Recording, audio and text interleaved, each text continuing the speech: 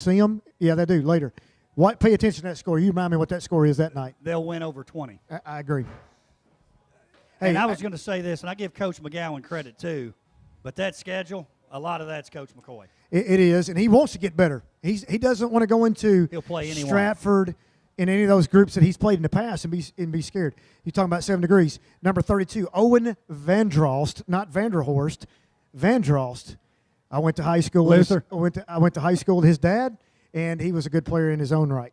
Sophomore guard at Fairview. Fairview High School again, 11 AAA. Now let's go to the boys' side. I think this is going to be pretty tight. I think most people would say it's going to go through Indy. Indy goes all the way to the state tournament last year. Coach Wilkins in year 3. Hey, and I hope he's listening because I know he's on the way. He'll try to sell it as something different. I'm telling you right now, Ravenwood, we're going to say that they're the favorite to be in the top 2 with a chance to compete for the district title. So when I introduce them tonight, I'm going to say, remember last year you guys tried to act like we sold them out and did all this kind of stuff. I'm going to say Coach Whitlock, Evan Gaynor, you can't use it as motivation anymore. If you don't finish in the top 2, you 2 guys have messed up. That's what I'm going to tell them. Well, they're all going to do the coach speak, like, come on, coach, come on, coach. But deep down in the back of their mind, they're thinking, you're daggum right, I'm going to be there. And you're talking about Coach Wilkins. I mean, who did he learn from, right? Let's play it down all the time. Play it down, play it down. He's got some good guys, I tell you. He does. Let's start with Brentwood again, alpha right. order.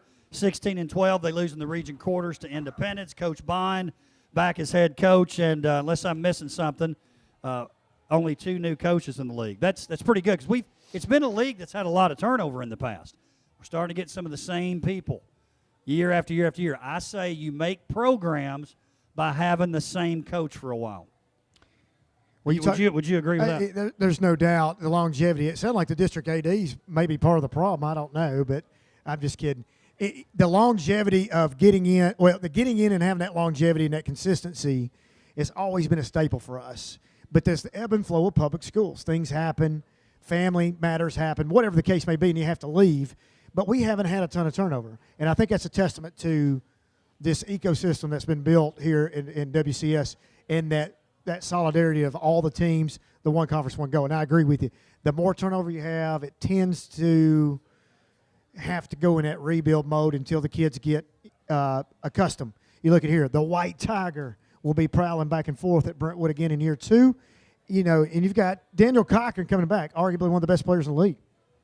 He is one of the best players. So I think most people would say they're middle of the pack, but when you've got arguably the best player in the league, but he's definitely one of the best 2 or 3, you've always got a chance. Centennial, again, coming off a great year last year, 22 and 8. That's a testament to Coach Moore. And 22 wins, man. Listen, they were disappointed, though. They lose in the region quarters to Nowensville. They felt like if they get past that first game, they're going to go deep. I do think that Nowensville team is one of our better teams this year that nobody's talking about. But Coach Moore's got a lot of guys back. Dominic Reed, who could win Mr. Football. That's right. Tanner Lee, who's just getting back. As long as you got those 2 guys, you've got a shot. And like you said, Coach Moore's done a great job, too. I love it. He's learning from experience here. First game is when? The 20th. He's giving his guys a chance. Dominic Reed is going to fight for all his heart to not be there on the 20th. But if something happens and they don't win, he gave his guys a chance to go as deep as they could in the playoffs. So it's interesting, the Brentwood boys, because they thought Cochran was going to play football. Their first game's November 24th. December 1st. That's smart. Franklin boys, and again, they'll start us again tonight. Franklin boys and girls, 21 and 9 last year. They lose in the region quarterfinals to Ravenwood. Coach Tigert back for his 5th year at Franklin High School. Christian Brown goes down with an injury early in the year. He's back. That's important for their team. Not a ton of depth, but I'm going to tell you this, and I know I get criticized for this. Here it comes. If I'm picking a team and you say, here it comes. Coach Joins, you got the first pick. Here it comes. I'm telling you right now, I might pick Davis Long. I cannot believe he dropped as much, 30, what do you have, 40, 30 points the other night? Coach Tigert? Coach Tigert, 28? 28. Because I keep going back to remembering him like Major when he was little, watching his older brother play and him coming out and dropping that. And you've talked about him all the time. You talk about how he's a gym rat, he's a baller, kind of gunning on the radar, and then he comes out and has that. So I'm buying that stock before it gets too high. Well, and here's the thing. Here's what I know about him, and Coach Tigert would tell you this too. Winner. When it comes to, he's not worried. He had 28 the other night, but he's not worried about that. He's worried about us winning the game. That's what he's saying. We want us. We're we. It's not me. So anytime you got Davis Long, you got a shot. Next up, Independence High School. I know people don't like to hear it. They're the favorite to win it. They're 33-5. They've got Jet Montgomery back. Won the Wilco's 3 straight years for basketball. Tylen Lewis already has Division I offers, and they're like real offers. Who's the first offer? Your boy. Morehead State, OVC. Which you like. I'm going to tell you this, and I know Matthew Witt's gone and Josh Owen's gone, both key components. I personally think this is a better team than last year's team. So let me throw some names at you. Number 1, Braden Buck. I know all the coaches in here get nightmares because you're trying to shut down Jet. You're trying to take away the inside game. You're trying to figure out, how do I even guard Tylen Lewis? Do we back up and let him shoot? From what I saw this summer, you best be careful. But Braden Buck is huge. Now, here's something that's interesting, too. Look for some young guys. Let me give you some names to know. Harris Hall, played with Major at Thompson Station. Really good guard that will be coming off the bench a little bit. James Farmer, freshman, whose dad is Jim Farmer, who played for the Utah Jazz in the 90s. He was reclassified. He's a freshman this year. He's going to be roughly 6'2", 6'3". I'm telling you, there's some of these young cats that are going to come in that you've never even heard of that's going to fill in the void for him. Well, and them, you take a look, you compare them to, say, a Franklin. They've got more depth. They just do. I think that's something that Coach Tiger would admit. Coach Wilkins would say, yeah, we got a little more depth. This is going to be fun. This is going to be fun to watch. It's going to be fun to watch the matchups and how these other coaches play those matchups, and vice versa, too.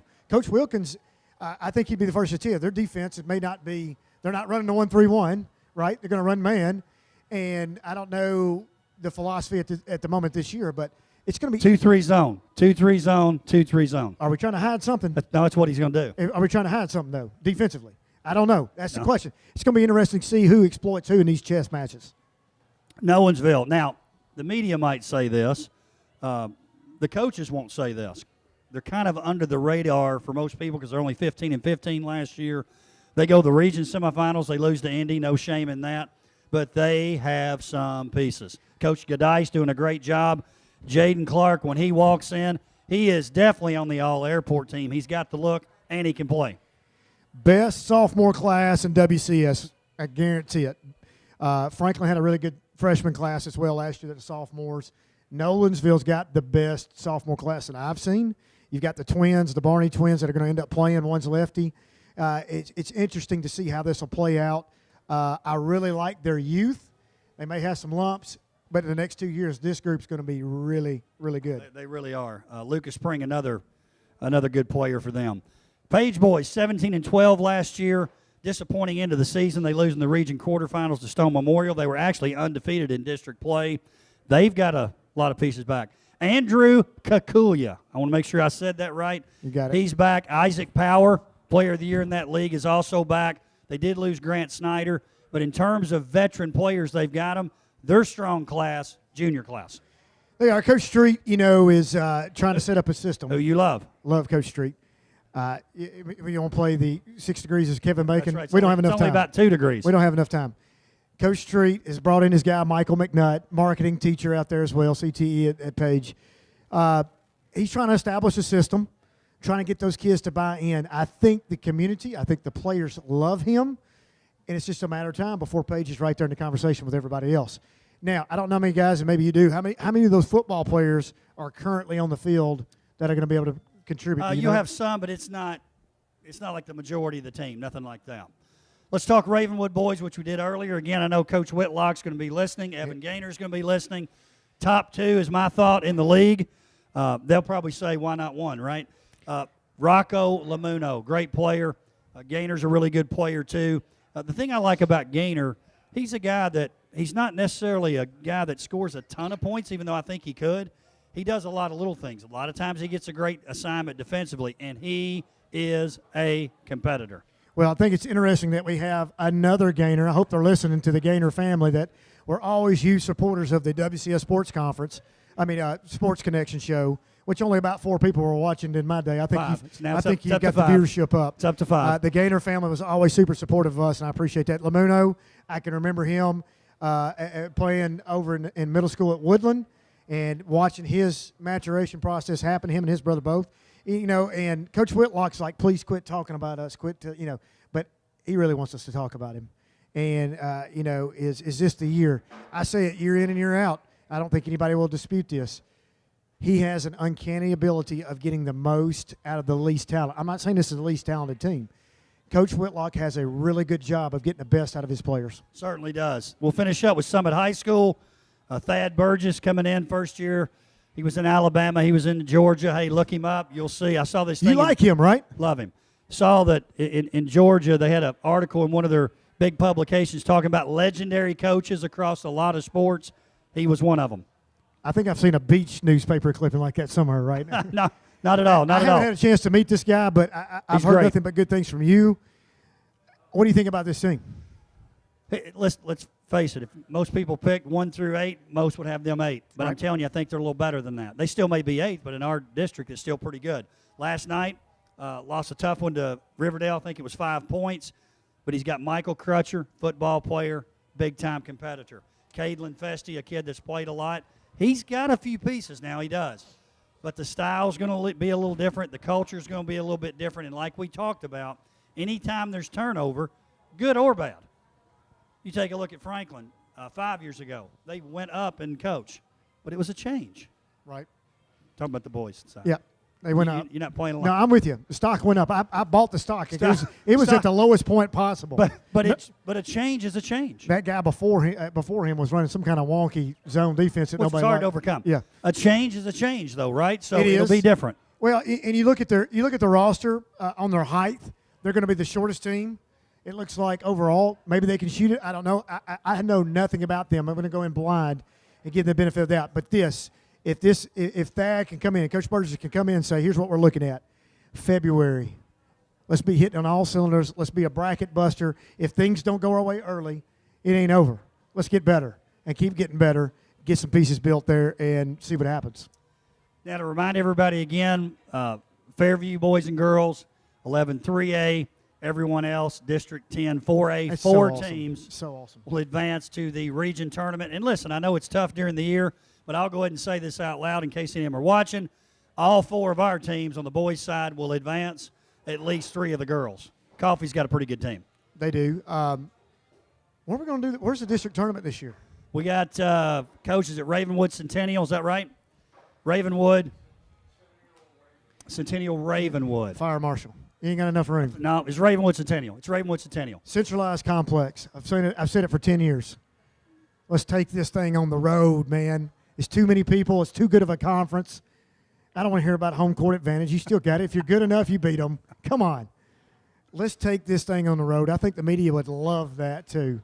What do you think, Coach Joynes? They would like What do you think, Coach Joynes? They would like it, but we'll talk about it offline a little bit. Hey, so again, we're down here at Mojo's Tacos. We're Basketball Media Day 2023. Thank you to Walker Chevrolet, Brock Daly, Matthews, Team Sports, and Adidas. OTL Group's here. WCTV bringing the live stream. And Dr. Qualls, Thanks for having me. once again, you came through. I don't know about that. It's going to go nowhere but up from here. But I appreciate you. I appreciate Lance and the crew. I appreciate OTL, and I appreciate our media and our coaches, man. They're great. This is awesome. We'll take a break. We'll be back with Franklin High School. Have them come to the stage, and they'll meet the media. Again, Basketball Media Day at Mojo's Tacos.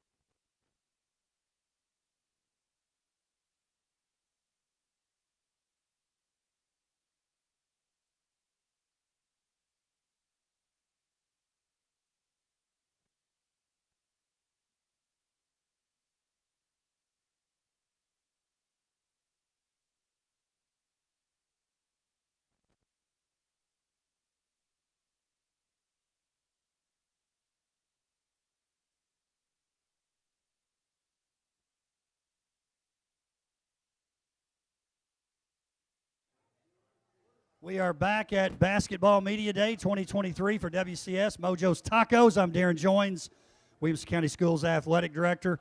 We're going to start off with Franklin High School. We've got Coach Jason Tigert, the boys coach, Rachel Shaw. We got a married coach up here, Rachel Shaw. So the names change. It's the same coach, though. Coaches, if you would, I want you to introduce who you have with you. Give me a little preview of what you think about your team, and then we'll take questions from the media. Franklin High School up first, Basketball Media Day.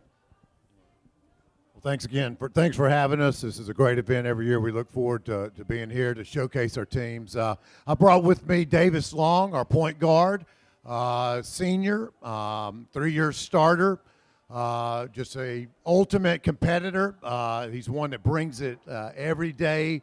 Every drill, you don't have to worry about coaching effort with Davis. You don't have to worry about selfishness. He's just the ultimate, everything you look for in a leader, and just a real pleasure to coach. Very excited about this year's group. I've made the statement about my team several times. This might be the best practice team I've had as far as focus.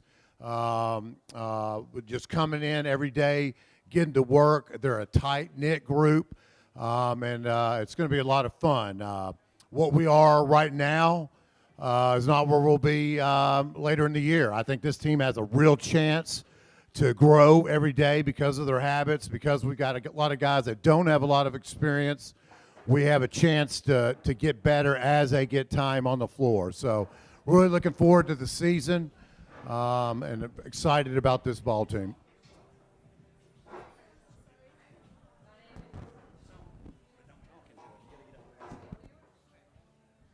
Hello, my name is Coach Shaw, previously Coach Hahn, as Coach Joines mentioned, but still the same me. I'm here with Amy Elliott, our senior point guard. She has been a starter for us for the past 4 years. So she's got a lot of varsity experience, which is great going into her senior season. She's a triple threat. I mean, she can shoot deep, she can drive and attack, and then being aggressive on the ball and defense. That's all the stuff you're looking for in a point guard. And definitely a selfless player. She's always looking for one more. She's driving in, the collapse, kicking it out, stuff like that. I'm really excited for this season. I think it's great. We got a heavy senior class, but we also have 8 freshmen coming in. And it helps definitely having those numbers with practice. And as Coach Taggart mentioned that, it's able to compete and go after each other, and their energy has really been infectious, and we're just really excited for the start of this season.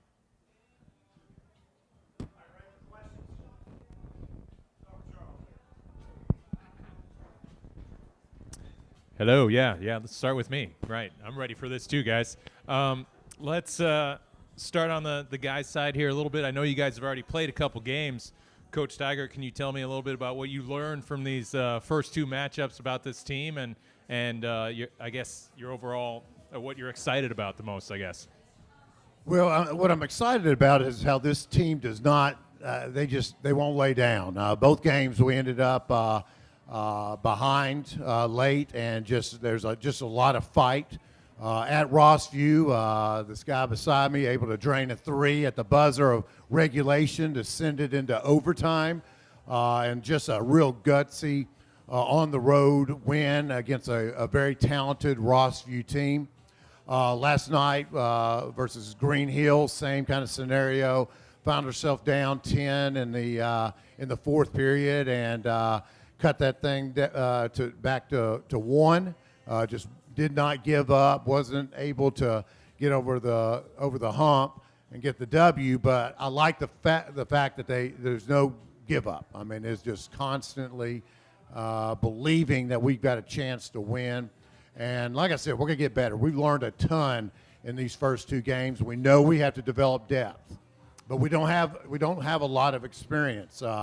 Davis has a lot, but besides Davis, even Christian Brown, not a ton of experience at this level. A lot of experience at high level AAU.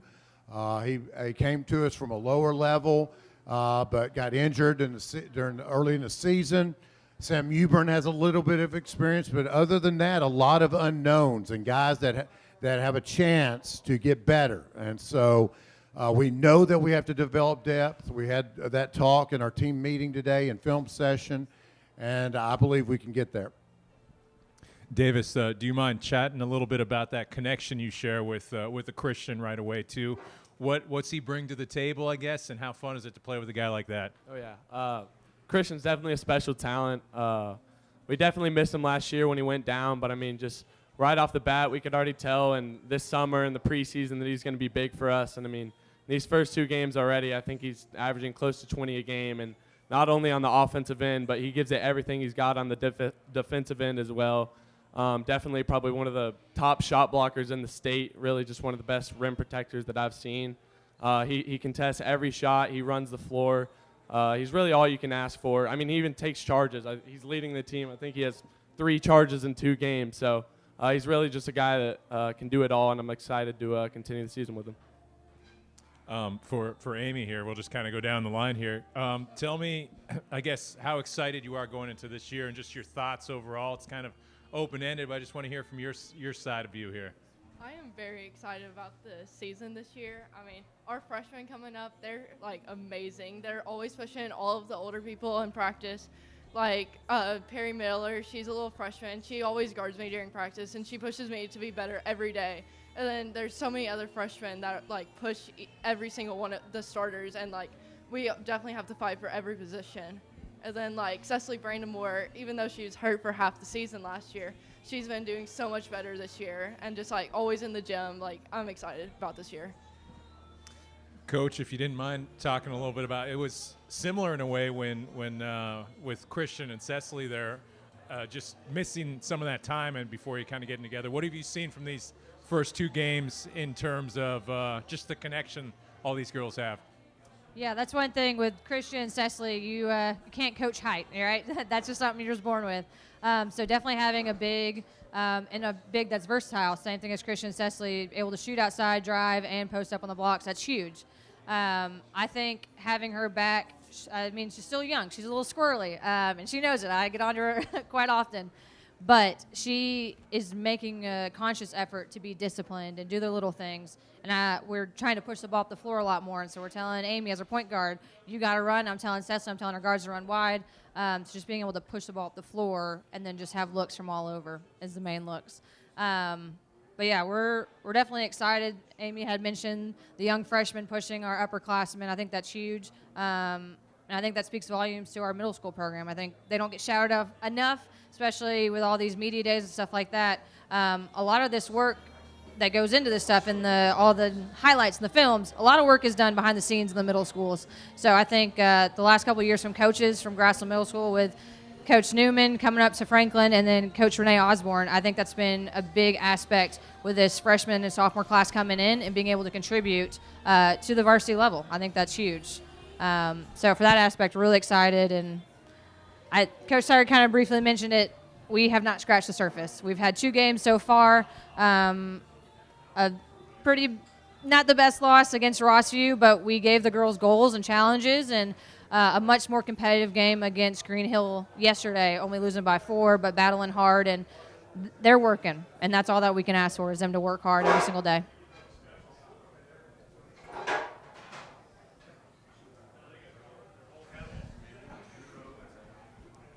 All right, first question is for Davis and Coach Tigert.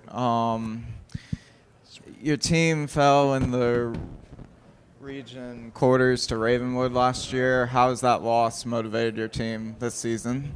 Yeah, it's definitely something that stayed with the guys that were on the team. Like Coach Tigert mentioned, we've got a lot of younger guys that didn't even experience that moment. But for us older guys, it's definitely something that we're going to remember. I think we've had a chip on our shoulder ever since then, just working constantly in the summer. As Coach also mentioned, I mean, this practice team is something else. We're pushing each other every day, trying to reach that end goal of, I mean, whatever that may be, whether it's district, region, making it to state. We're going to push each other, and we're going to remember that this season. We're definitely looking forward to playing them again because they've had our number these past couple of years. But should be a good matchup this year, so I'm looking forward to it. And then my next question is for Coach Shaw. You were an assistant for a couple of years at Franklin. What's it like now going into your second season of being head coach at your alma mater? And I guess, what does it mean to coach for your alma mater? Oh, yeah, it's great. I mean, working under Jay Johnson for 3 years was great. I mean, he's been coaching since he was little with his dad being a coach. So I've learned a lot from him over the past couple of years.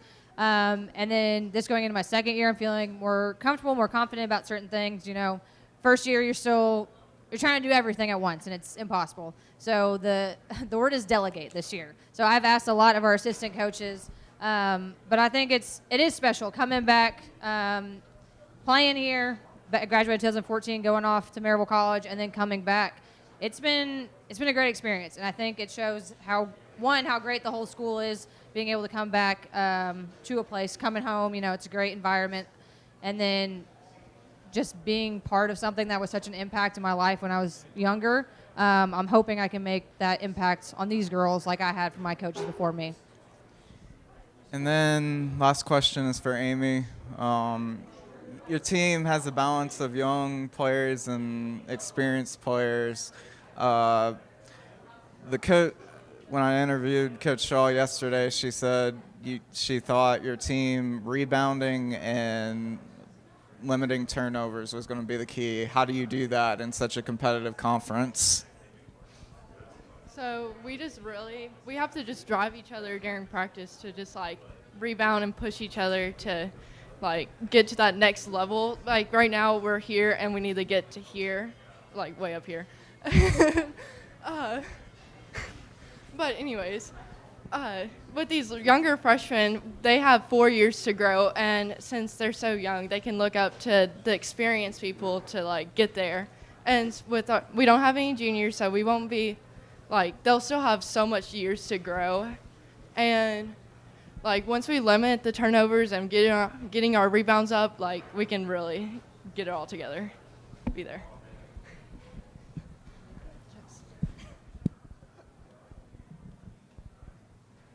This question's for Davis. I cover Ravenwood, so we spend a lot of time talking about your relationship with Evan Gaynor, and I wondered, you guys have been playing AAU for a long time and things like that, but just tell me a little bit about maybe a unique memory that you have of going against Evan. I just think it's funny. If you don't know Evan, obviously I've known Evan for a while, and if you don't know, maybe you can't tell, but he's a big trash talker. He'll do it sneakily, but under his breath a lot of times when we're playing. Obviously, it's more of a joke when it's to me, but I'm not that big of a talker. And Evan will just say a few things, maybe at the start of the game or even in the game, and he'll laugh with me after. He's like, "Why don't you ever talk to me?" And I'm just like when I'm in the zone, I kind of just I don't like to talk to. I don't really have any friends on the court if they're not on my team. But Evan's one of my best friends. He's been my best friend for a long time, so it's always special to play against him. What aspect of his game do you think you might take, or what aspect of your game do you think he might want to take from you? Oh man, that's tough. Evan's really a crafty defender. I don't like to admit that, but he'll get his hand on a lot of loose balls and just some sneaky plays like in the backcourt, stealing inbounds, passing stuff. Definitely stole that page off his book a couple times.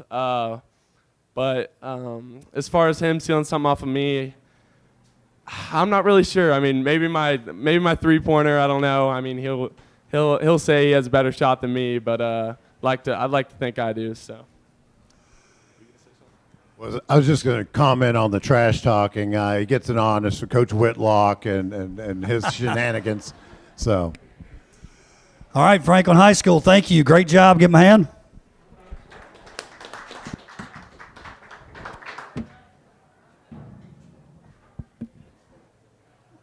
Thank you. Good job, y'all.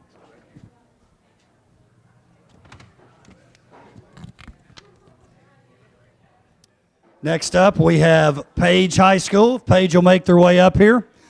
We'll have the coaches on the outside. Coach Street, I have your mic here. I'll give it to you here in just a second. Players on the inside. Page High School on the girls' side, 19-13 last year. Lost in the region quarterfinals to Upperman. Boys, 17-12. Region quarterfinals to Stone Memorial. I will let Coach Kaufman address this. I know he probably won't address it the way I am, but in a lot of ways, especially for the girls, maybe going up in class, especially later on in the tournament, actually could have gotten a tad easier. You're on. You're on. You're on. Got some great talent here in Williamson County, so we're excited to get back to get into those atmospheres where there's big student sections and crowd involvement. It keeps you hyped, and it's certainly environments that we want to be like. Randy Kaufman, girls coach, Jared Street, boys coach. If you guys would introduce who's with you, and then talk about a little bit of a preview and outlook for your team. I'm Jared Street. I've got Andrew Kikuya with us. Kikuya. This is actually his third year with our varsity team. Andrew was, as a freshman, first man off the bench on the team that went to the sub-state game. So he has quite a bit of varsity experience. We returned quite a few players from a team that won our district last year and was in the district championship game for the second year in a row. We have Isaac Power coming back, who was the MVP of our league last year. We've got two seniors in Calvin Katarba and Seamus Stevenson, who are as solid and as consistent as you can ask of those guys. Pablo Hernandez, who had a big game last night. He's grown probably a couple more inches, playing on the perimeter a little bit more. Josh Spinning also has really improved his game. Hunter Moss is probably someone that has really come out of most people don't know about. He has really gotten a lot better. So we're really excited about our team. Really love our kids. We've got great kids, really great kids. They work really hard. We've had a great summer. We had a great off season. So we're really excited about our team and what we can do. We're really excited to bump up and to be in the 4A and to be in this classification and to be in this district. It's really an honor to kind of be able to participate with all these other Williamson County schools. For sure. Just kind of piggybacking off what Coach has said, I've got Mia Kabali with me. She's a point guard, combo guard. She's a junior in our program, and the best thing that could possibly happen is for me to bring her and make her have to do some forward talking. Coaches on her all the time about, you got to speak up. You got to be our vocal leader. And so was really, really excited to have her with us. She's really grown as a player and as a leader, and we're expecting big things out of her, not only as a point guard, but also as a shooting guard. She's very multi-talented, and she had a great job last night defending too. I've been kind of on her a little bit about that. So certainly she's not a one-man team. We bring back 5 juniors that played a lot, 1 sophomore who played a lot. So we're returning 6 of our top 9, and we have a really talented freshman group. So it's exciting times for us. We can literally get better every day at practice. And, I'm looking out here right now, and I see one of our freshmen, Tristan Jones, out there, and I also see Meredith. If we could ever get her healthy, I think life's going to be really good for her. So everybody goes through those challenges as you get into a season, and certainly you don't want the injury bug to hit you right out of the gate, but unfortunately for us, it has. And, we're just a next man up mentality. So Mia Kabali is my guest tonight.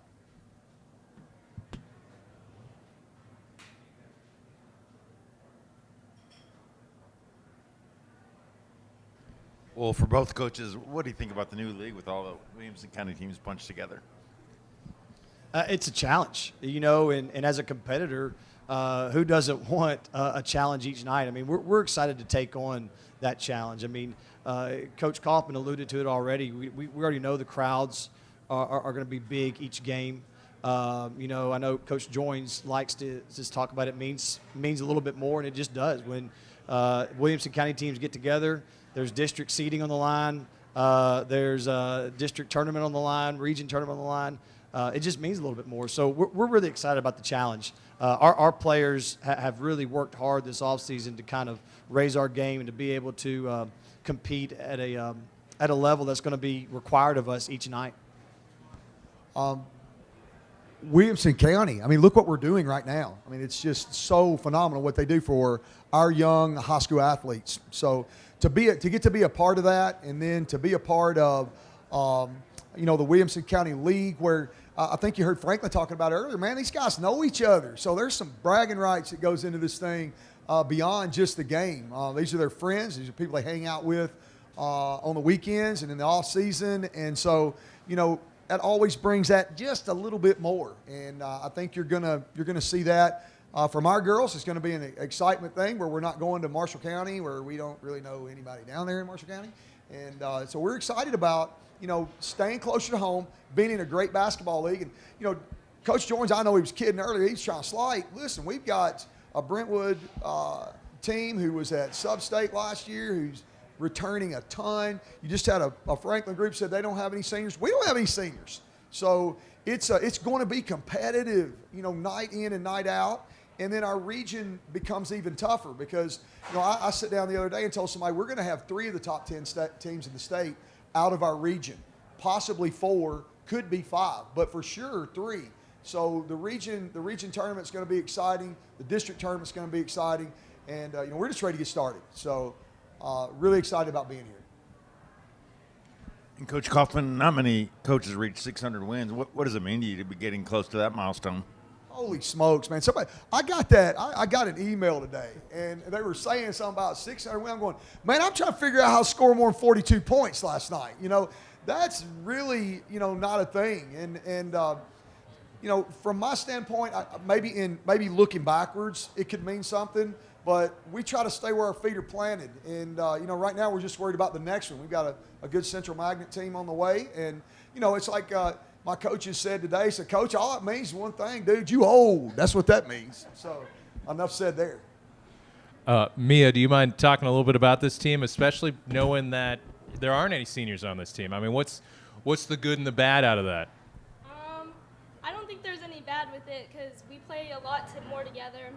We did lose a lot of good pieces last year, but I think this year we play more together, and we do need to work on our leadership. But, as we keep going, we're learning and we're getting better.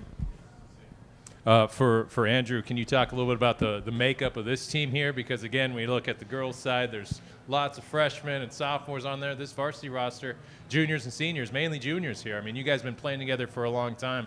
What are we going to expect from this Page boys team? We're really just going to get better every day. I mean, not much else we can do. Just going to keep working. Coach, do you mind expanding on that a little bit? And just because these guys have been playing together for a while already. They here. have. They're a great group of kids. And really, Andrew, the thing that, and he won't say this, but he obviously has the most experience out of really anybody on our team. And so we really will lean on him as a steady hand at the point guard position. Obviously, Isaac is a nice kind of piece for those 2 guys to play with, but Andrew's really been a steady hand for us at the point guard. He has a low turnover rate. He's an elite shooter, and he has a calmness about him. He has an extremely high basketball IQ, and really our team kind of follows his lead. He tends to lead with his example a lot, and so our team follows his lead, and so, when we have guys that are the same age as him following him, that's a testament to Andrew and his character. Coach Kaufman, I'm back here. If I remember correctly, I think your JV team won the end-of-season tournament last year, and I wondered if you could talk a little about those experiences that they gained from winning that and how that winning might carry over to your varsity program this year. And then for both coaches, down at Page, I think of it as one of the more difficult places to go play, and I wanted you to talk a little about your home court and why it's so special down there, what makes it so unique in Williamson County. Yeah, we had a really talented bunch last year in the 9th grade, and what's crazy, they had an injury in the 8th grade, and so they didn't have a lot of success leading up to that. And then you had a new coach coming in, and he's coming in with this crazy idea about we need to play this style, and we're going to play like this, and to be honest, there was just an immediate buy-in. And so what they didn't get to experience maybe as 8th graders, they turned right back around and turned that into, a championship season. I think they ended up 18-3, and just an outstanding group. That same group, I think, won 2 games in the summer that year when we took the job. So to watch that group grow and then buy in and trust, all those words that you've got to do and you need in your programs such that greatness can happen. Not to slight Mia's group. When our junior group was on the JV level, they won the championship, and we've got an outstanding group right now. So minus seniors, yeah, but sometimes. A group led and a group that has gone through, not having that senior voice up front, the thing that they came to me with was, we really don't want captains, coach. We want to lead as a group. And so for me, that turns into appointing someone each night to go talk to the referees before the game. And I thought, that's a great buy-in. One's not better than the other. And I think that selfless mentality, along with great work ethic, can lead to some great things. I'll let Coach Street talk about home court advantage because he's been in it a year or so longer than me there at Page. But we love our people at Page. Yeah, you drive down Arnold Road and you cross, there's a green sign that says Rotorville. We kind of embody being a little bit rowdy in Rotorville, and our fans are rowdy, they're loud. It's a kind of an enclosed gym compared to some of the other gyms in the county. And so, one of our assistants, Coach Walker, he says this. He goes, when the gym is packed, you feel it. You do. You feel the intensity. You feel the crowd. You feel the noise. And our players really feed off of it.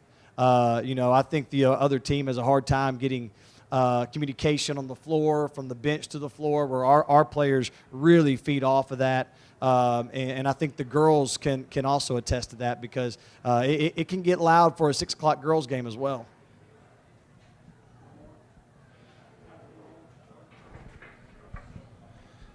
All right, so this question is for everyone up there. You moved to a new division and lost in the region quarters last season. How are you hoping to use that success in, well, quite honestly, a gauntlet of death bracket for Wilco? Well, I would say for us, we have a group that has experience being in a district championship game the last 2 years. We've been fortunate to win a district title, league title 2 years in a row. And that doesn't guarantee anything except the fact that our players understand the sacrifice, the camaraderie, the togetherness that it takes to be at a championship level. And we're certainly trying to build that right now. So our guys are excited about it. I'll let Andrew kind of maybe talk a little bit more about how the championship run has helped us going into our district. Yeah, I think it helped a lot with experience because that's what we were missing last year. That was a big part that we were missing last year. And now that we have experience, I think it'll be very important going into this district season.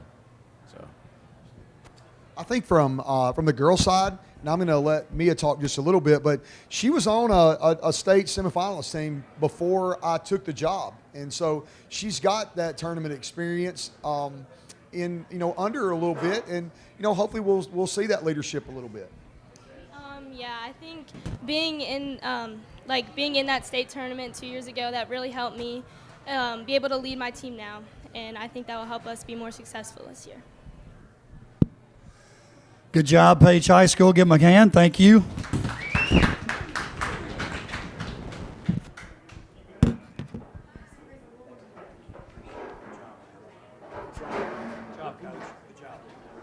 Next up, we have Centennial High School. Coach Jeremy Moore. For the boys' side, Coach Bruce Hamilton. Coach Hamilton. Coach Moore heading up here. Last year, Centennial girls 7-20 had a tough injury early in the year with Addison Gourday. She's back. She's here tonight. We also have Coach Moore here. His team was 22-8 last year. Really nice year for them. I know they were a little disappointed in that region quarterfinal loss to Nowensville, so I know they'll be hungry coming back in. He's got some guys playing football still, which I know Coach Moore is certainly happy about as the AD of the school, and he's certainly a school guy. Obviously, it'll make his team probably peak just a little bit later, which is okay too, because basketball is such a long season. Coaches, if you would, introduce who you have with you, and then give us an outlook for the season. Then we'll take questions. Again, Centennial High School. Thank you. Yes, we have Addison Gourday, senior here, guard, great leader for our team, and just so thankful she's healthy and ready to go. So look forward to her having a good year for sure. All right, I got Daniel Patton. Daniel's a 6'5" wing. He was new to our program last year. As a freshman, he really grew up, really matured. One of the hardest working kids I've ever coached, and he's going to reap the benefits of that for the next 3 years individually, and then we're going to reap some benefits as a team as well. But we got some good senior guys that are still on the football field, and whenever they join us, you know, we're just trying to figure out kind of how to mix everybody together. But Daniel's doing a great job early on being a team leader. He's vocal, gets guys where they need to be, and he's kind of taking reins of the team right now.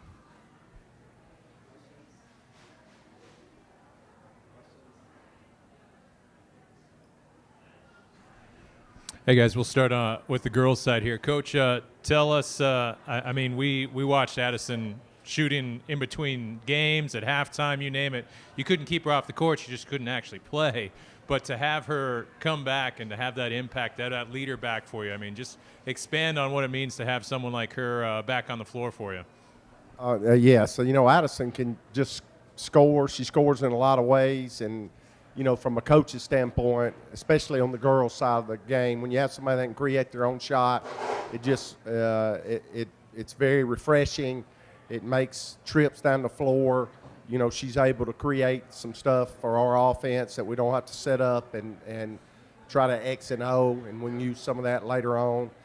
She's a natural leader, and so just having her on the floor with her experience, she kind of got thrown in the fire a little bit when she was a 10th grader because of another injury. But I think because of that year is, you know, the reason where we are now. She had a phenomenal year that year and had a great start to her year last year. And, you know, she's just obviously a big part of our team. Addison, can you speak a little bit about this team's makeup, what you're kind of excited about in terms of being one of those leaders, and of course, just being back on the court, too? Yes, sir. We have a very tight bond that I don't think a lot of teams have. We're all really close, and I think that all of them are my sisters.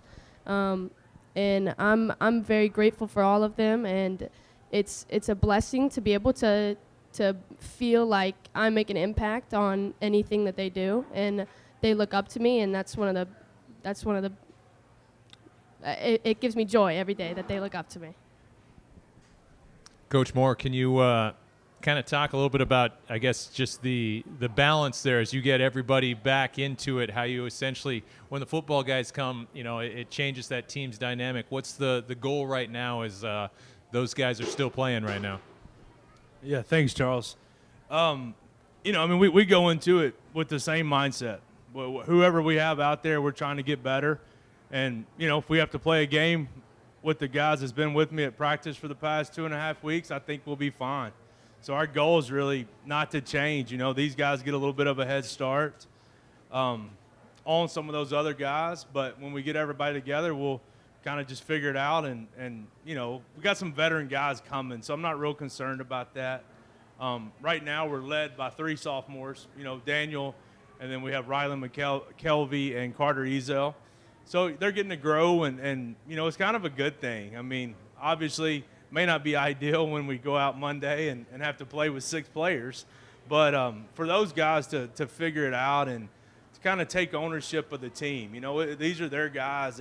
They're going to have the ownership. They're going to lead us to wherever we go. So that part's been exciting for me as a coach. We've slowed down. We've taught a lot more because, you know, Daniel doesn't look it, but you know, he's 16 years old. So we kind of just slowed everything down and went back to teaching like we should. But basketball is such a quick sport. You know, we have 2 weeks when we play games. Doesn't matter if you have football guys or not, you're always in this big rush. So it's made us slow down a little bit and take it one segment at a practice at a time. So, you know, we're just trying to get better a little bit every day. Daniel, can you kind of speak on that a little bit in terms of just how beneficial these first couple weeks of the season are for you, having to play such a more prominent role, and then what your expectations are for the year overall? Yes, sir. I guess just as this 2 weeks of just having our 6 guys, you know, just getting better, and just each day in practice, you know, we're going against younger guys, freshmen, but just, you know, trying to execute our stuff and just make sure, because we know obviously we can get anything we want in practice and things like that, but out in the game, different defense, bigger players, more athletic players. So just each and every day throughout practice, just trying to get better. And then obviously, like you said, throughout the season, the football guys, those are my guys. So, they're going to come back in and, it's going to be the same as, last year. And obviously we lost 4 seniors, but just those football guys are a real key part to our team. And, I think it's not going to be a big change, but just because we're so tight knit together. But I think we have a good season ahead of us, and I think we'll go pretty deep. I hope so. Yes, sir. And for both players, what do you think of the new district with all the Williamson County teams? I like it. Last year I was new, so I didn't really know, and I assumed it was Wilco already. But I came in, I was like, we're playing Hillsborough, we're playing different teams. But I like the fact that it's all Wilco, and just last year we had 5. I think it was maybe five teams in the district, and now with 8, I think it's just more competition, and then having to go out there and play your hardest each and every single night, and the big sections. That's something I'm looking forward to personally, just playing in that atmosphere, and I think that's really it on the district. I think that after Christmas, it's going to get pretty hectic, and I think that that's one of the best things about basketball is getting to play people that you know, and good teams, and that it's not going to be an easy game, and you're going to have to work for it day in and day out, and that's something I'm really looking forward to.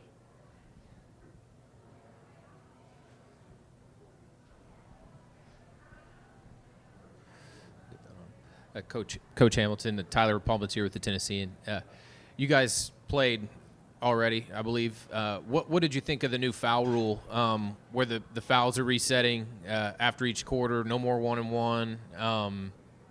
Trying to think of the other aspect of that. I guess there's no more 1-on-ones. Did it slow the game down? What were your first impressions of the rule? No, I actually thought it flowed very well. I liked it personally. I wasn't sure how it would affect the game, so I just knew we were going to have to get used to it. But I thought the flow of the game last night went very well, and so I personally like it. I think it could be a good thing for sure. Did you notice basically no change? No, I thought it sped up a little. I thought it flowed a little better with it. Was it. better. So I did. Okay. Thank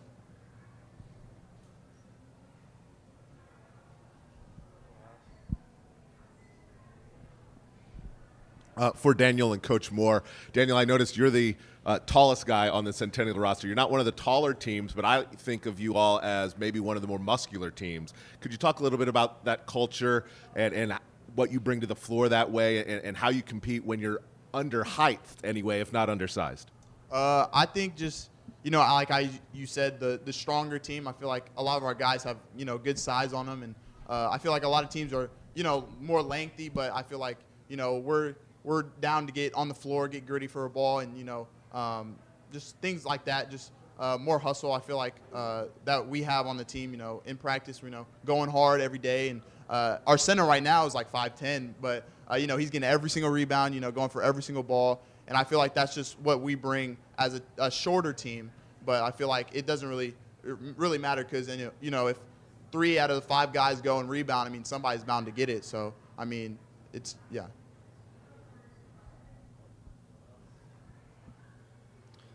Yeah, and our guys do a really good job in the weight room.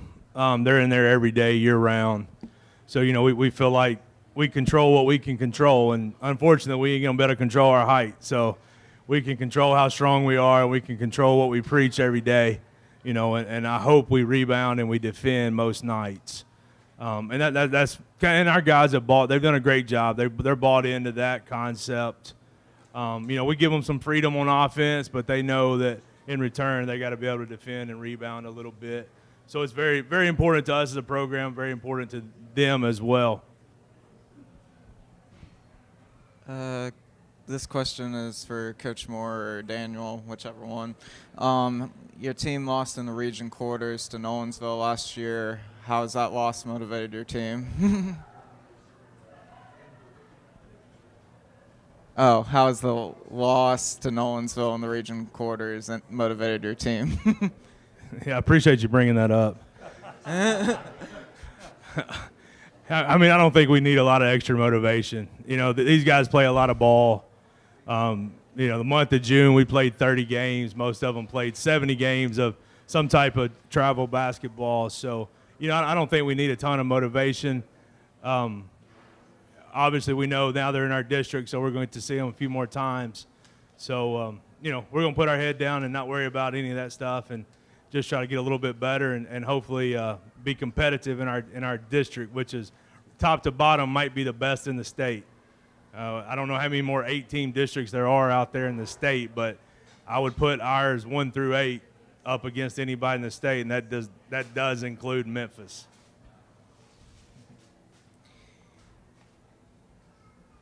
And then, obviously, for Coach Hamilton, your team showed some improvement last year. What are you hoping to see from your team this season?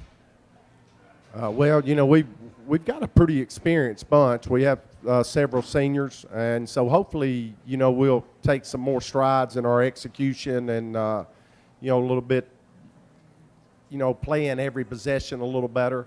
You know, we obviously return Addison, and, you know, we have Bethany Wright returning, who was an all-district player last year in the post. And, you know, we got some good seniors, A.J. Lynn and Kennedy Johnson. So we got a little older group.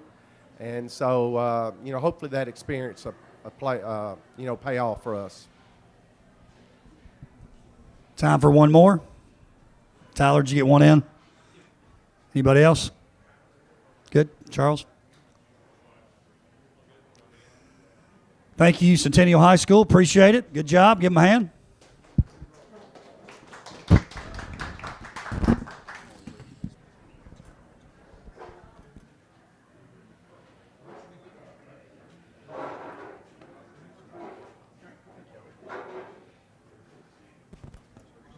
Up next, we'll have Brentwood High School. Brentwood can make their way up here.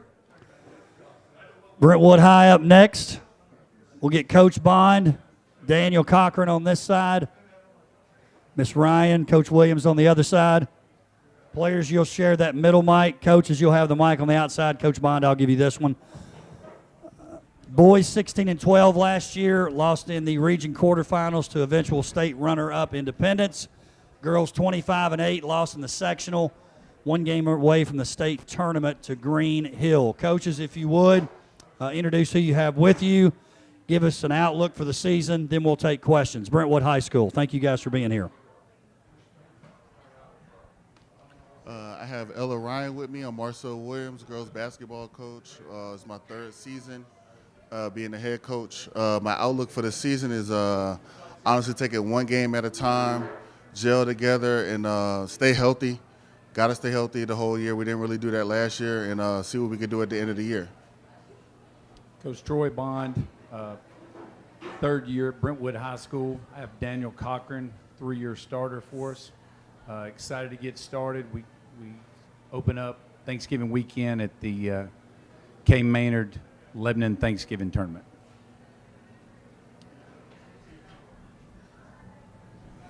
Hey, we'll start on the girls' side here. Coach Marcel, I know you guys got a game under your belt now after yesterday. What are your overall expectations, knowing that this team made it so far last year and you get a big bulk of that group back? My expectations kind of the same. Every year, try to give ourselves one. We got to win districts. I think we haven't done that since 2011. I don't want to skip over any championship if we can get one, but I think it starts right there in our own district, just taking advantage of that and then moving forward down the line. But I feel like we got to just win district, get over that hump. We lost a couple battles in the past, and I think that would help our confidence moving forward.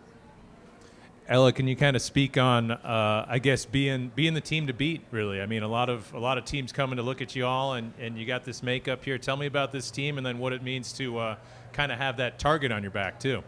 I think it's really good for us. I think there's a lot of room for growth.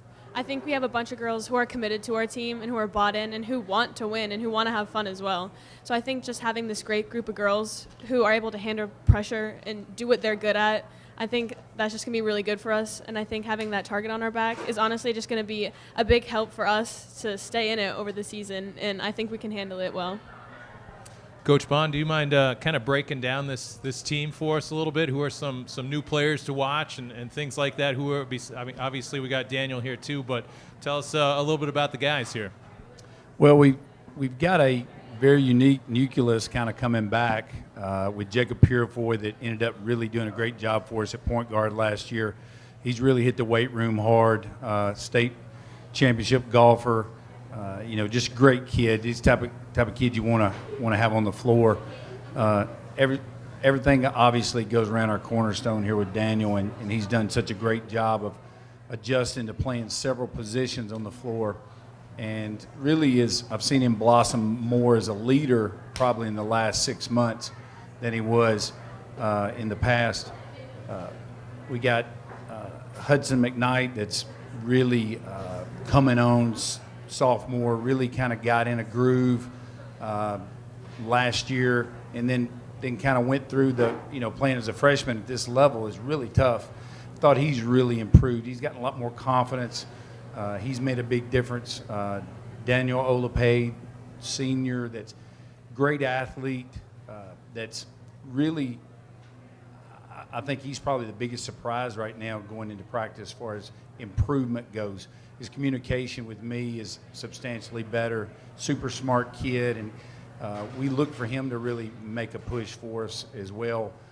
Kevin Spivey's back, that, he just kind of does the nuts and bolts kind of stuff that you got to have. You got to love. Going to show up every night and battle you, which we really push on from our defense standpoint especially. And then we've got some other guys, Jackson McCutcheon, Preston Terry. There's another guy that played well last year, had a really good summer for us, Jake Wilson, Zy Granderson, that's doing a great job for us. So it should be exciting. These guys really get along well. Defensively, what we want to do is, a little different than most people, and being our third year, I really feel like they've kind of grasped that more, and we're hoping to be able to play a little faster what we'd like to do. Daniel, can you kind of speak on just your approach to this season? Obviously, Coach mentioned a little bit more of that leadership role, but you've been the focal point of opposing teams, the defenses for so much. What have you kind of worked on over this last offseason, and what are your expectations? Yeah, well, I have high expectations for our team. I think some people might not agree with that, but I think the past 2 years we've been in a ton of close games, and I think that this year the experience that those guys have gained will really hopefully carry us through in those situations. We can win some of those close games. For me, I'm just trying to have the most fun senior season I can have, but I also want to keep those goals at the same standard, and I think that I can do both at the same time. So, yeah. And for Coach Williams and Ella, you came close to the state record for three-pointers last year. Do you think you might get it this year? And what's your philosophy on three-pointers?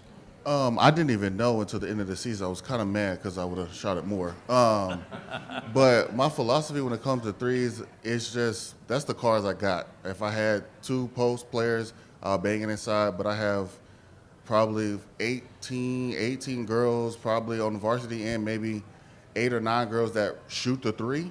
And we have maybe 6 or 7 that shoot it at a really good clip. So I'm just playing what I got. So if I got to shoot 33s a game, I know one game we got up 46. That's what I got to do to win. I mean, the girls work at it, so I'm going to use it. Ella, do you think you might get the record this year?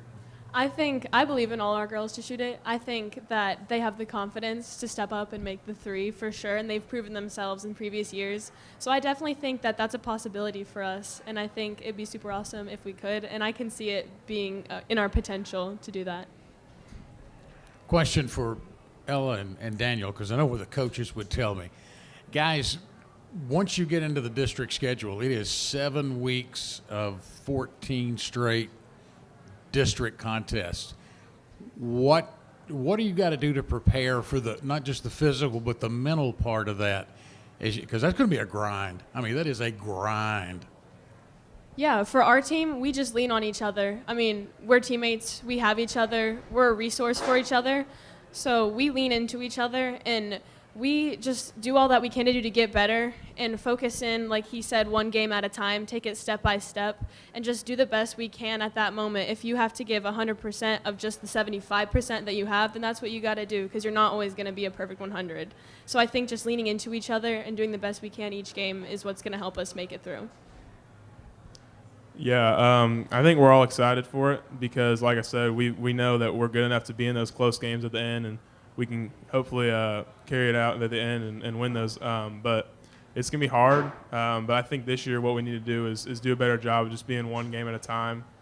Because last year, win or loss, it was just we would get caught up in the previous game or the next game, and it was hard to just focus, one game. So I think if we do a better job of that, we'll be able to get through it just fine.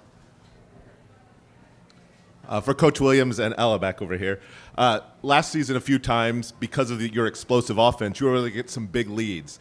Wondering, Ella, for you, how you stay focused in those moments to continue to improve even when the outcome is sort of already decided. And then for Coach Williams, it looks from your scheduling like maybe you were intentional about trying to up that level of competition outside the district this year.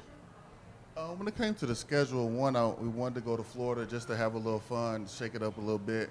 When it comes to the schedule, I enter in a classic. I don't ask who to pick. They pick who they want me to play, and I play those teams. I'm not going to run for any competition, but at the same time, I know whatever the competition is, it's going to be a good test for us. So if it's a big team, we'll play the big team. If it's not a bad, great team, and then we'll just roll it out and see what we can do. But when it comes to the schedule, I really try not to say I want to avoid certain teams. I like to play any team that comes available, but we just play with the cards that are dealt. For us, I think when we get those leads, focusing in on all the little things and our attention to detail is very important because we don't want to let anything get into our heads, and we're definitely not that kind of team that would do that. So we make sure we're talking on defense every possession, that we're making sure our energy stays up there the entire game, and just learning from what we did in previous games and carrying it over, and just keeping a level head throughout the entire game, start to finish, and for the future games to come. And Daniel, up until this year, you were out on the football field. Wondered if you could comment a little bit about your choice to focus entirely on basketball. And at this point, with the Bruins at 12-0 until Friday night anyway, are you wishing you were maybe out there with that run right now? Yeah, there was a lot of things that came into play there, and it was a hard decision to stop playing, especially since I kind of figured they'd be maybe not this good, but very good this year. But really the main reason was just, I'd missed the preseason for basketball the past 2 years, and it caught up to me the first few weeks of the season. So I just wanted to, for senior year, make sure I gave everything I had, and was in good shape for the beginning of the season. But I think that it is hard to see them be so good, but I think that the record that they have doesn't make it the wrong choice necessarily. I'm still confident that I made the right choice.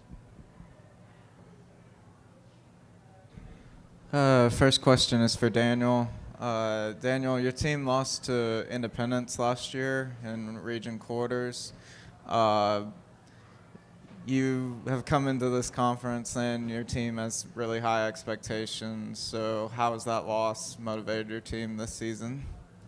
Well, I don't know. I think that it's hard to say that we focused on a game that happened last year. But we're motivated because we want to win games, and when we play them, it's going to be maybe a little extra, but at the end of the day, every game is just its own game. So we don't really look at last year and think about it too much, but it does give us confidence because we were in those 2 close games with Indy, and they went to the state championship. They're a great team. We know that, but we also know that we're capable of beating them, and that gives us confidence for this year. And then next question is for Coach Williams or Ella, whichever one wants to take it.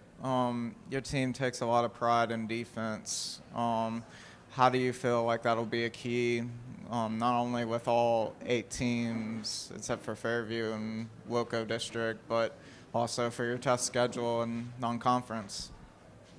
Will you repeat the first part? Oh, yes.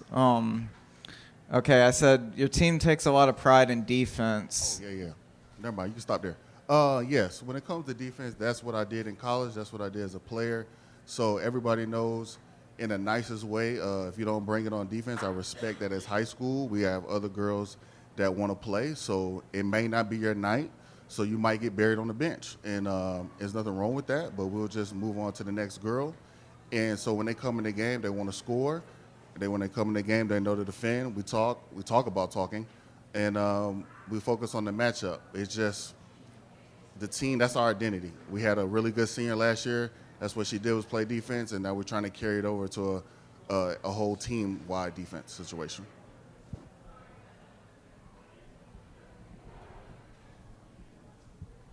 Tom Krieger, Tennessean. This is for both players. Start with you, Ella.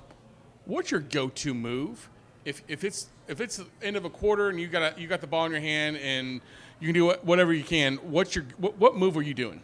Good question. I've recently been working on a cross jab, so definitely getting into that cross jab. But honestly, it comes down to exactly what is happening in that moment and what kind of defense they're doing. But yeah, I'd say cross jab is the move I'd go to at the end. And Daniel, same for you. What's your go-to move if you got the ball in the last 10 seconds of a quarter? What are you doing? Yeah, well, I'm not sure if I want to reveal it just yet, but I would agree with Ella. No one's gonna watch. I would agree with Ella. It really comes down to the heat of the moment. It's just natural instinct. But I would say if I had to pick one move, just a simple hesitation and play off wherever the defender goes. So. Hey, Marcel. Tyler Palmatier with the Tennessean. Sorry, I got to get my recorder going. You guys played the other night. What did you think of the new foul rule? Can we get fined? I don't know. Okay. I was very worried about it from are they going to call fouls consistent like they did? And I felt in certain aspects, they kind of let the game get physical, and then in certain aspects, they let the game not get physical. So I think it just depends. It was our first test with it, with me, from my eyes. But I liked it, but I'm also a little worried, how physical can the game get? Are they going to let it get where they only call 1 or 2 fouls that whole quarter? That's my only concern. Ella, did you notice it at all? Yeah, I did. Definitely, as he said, working on a lot of defense, just that defensive aggression, it can sometimes change and shift how both teams play and respond to certain actions that you're doing on the court. So I think it was a little bit of an adjustment we had to make, just considering the count and everything. But I think we can work with it.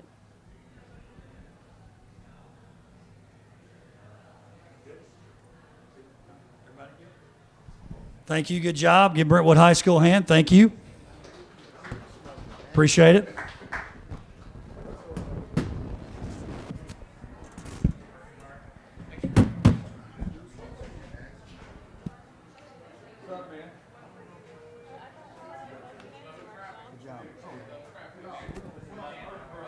Next up, we got Independence High School. Indy, if you'll make your way up to the desk, Independence High School.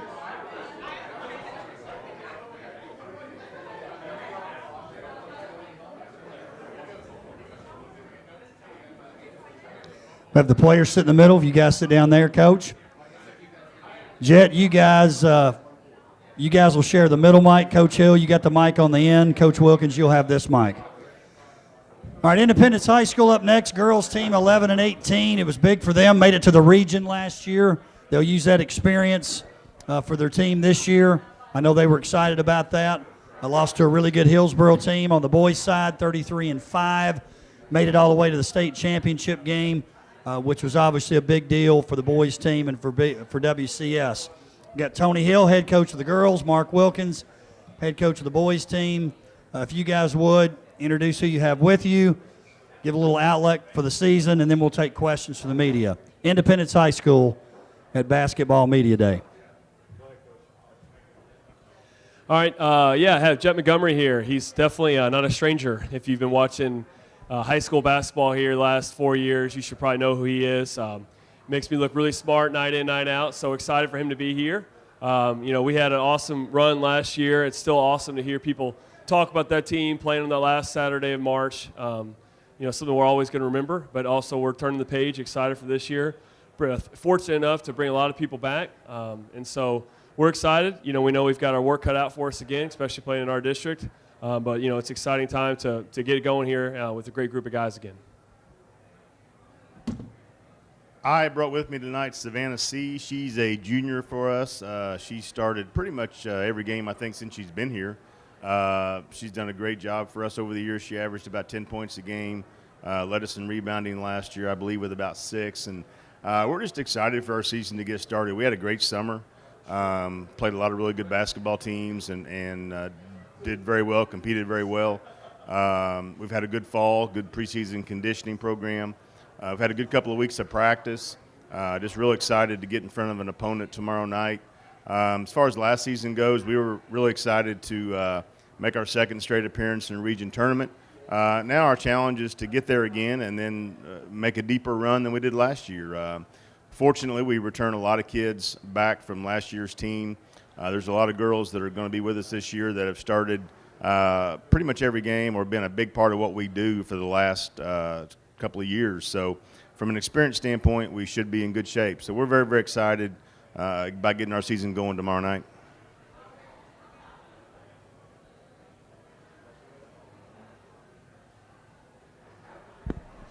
Hey guys, to kick things off here, I'm kind of curious about your thoughts of just for all of January, most of February, we're going to be playing just Williamson County schools. We're all in the big group now together. What's that mean coaching-wise, and then players, if you guys didn't mind talking a little bit about that constant too, because it's going to be a loaded month and a half there.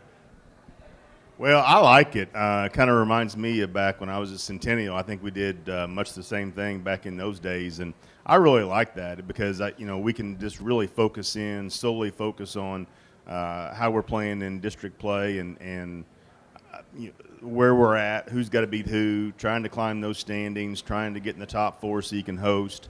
I really like that, and I know that a lot of great links were gotten to get to that point. Took some really tricky scheduling, but I like it. I think it's going to be good for the county. I think everybody's going to enjoy playing each other again after splitting a little bit for the last 4 years. But I think it's going to make for a really exciting race on both the guys and the girls' side. Yeah, I'd echo that, and I would say, for us, it ended up working itself out because we ended up having to beat the same people we would have to beat last year in the region, or the same people we're going to have to beat this year, just happen to be in our district. And it just makes sense. We've had to try to get our crowds excited about playing a Columbia team, and hey, that's a district game. That means a whole lot. When we're playing Franklin, it's sold out, it means nothing, and so it just makes a lot more sense on paper for everybody, and I'm excited to hear what these guys got to say too, because from a coach's standpoint, seeing those crowds, I get a lot of goosebumps, and I don't have to worry about making a free throw, and let alone a competitor standpoint, I know it's got to be what you dream about. To piggyback off of both of them, district plays is my favorite part of the season. It's most difficult part of the season though, just playing all these teams twice and just the film you watch on them, each team so well and they know you so well, so it's like you're running plays and you got to hit the third option on all these plays because they just know you so well, and so just love district play, and the crowds are pretty awesome. Yeah, I'm just with what all they've said.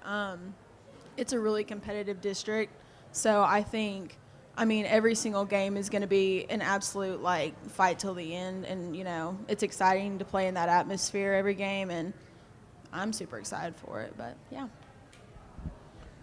Coach Jett's closing in on the school record for points. What are some of his best assets, and what kind of separates him from other kids that have come through Indy?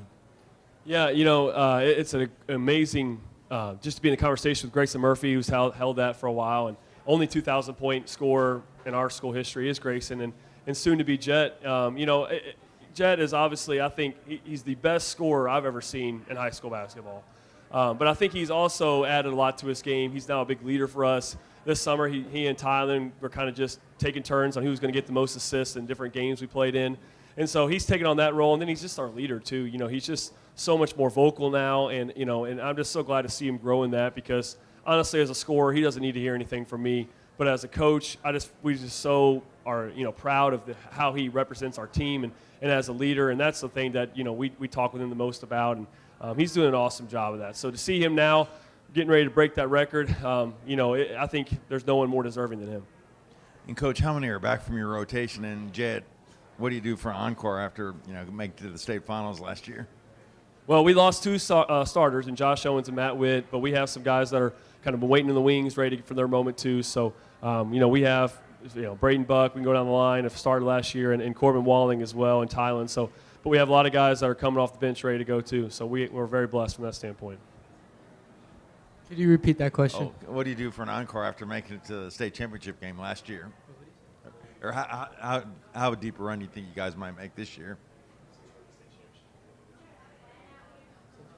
Okay. My bad. I was trying to understand that. But, yeah, definitely last year was a great team. It's tough missing Matthew and Josh and those guys, but we have some great guys coming back. Corbin, like you said, Houston, bunch of bench players. So, making state finals last year was just a great experience. It was awesome, to get there, but getting there and getting so close but falling short makes me want to get there even more, this year. So it just makes us want to work harder. And, all the guys on the team were a part of the team last year. And now it's like we got to step up, our 6 seniors, and it's our last year to do it. So, and we have a good chance. So it's exciting. All right, first question's for Coach Wilkins or Jed, whoever wants to take it. Your team made it to the state championship game last season. Does your team overall like playing with a target on their back, or is that irrelevant?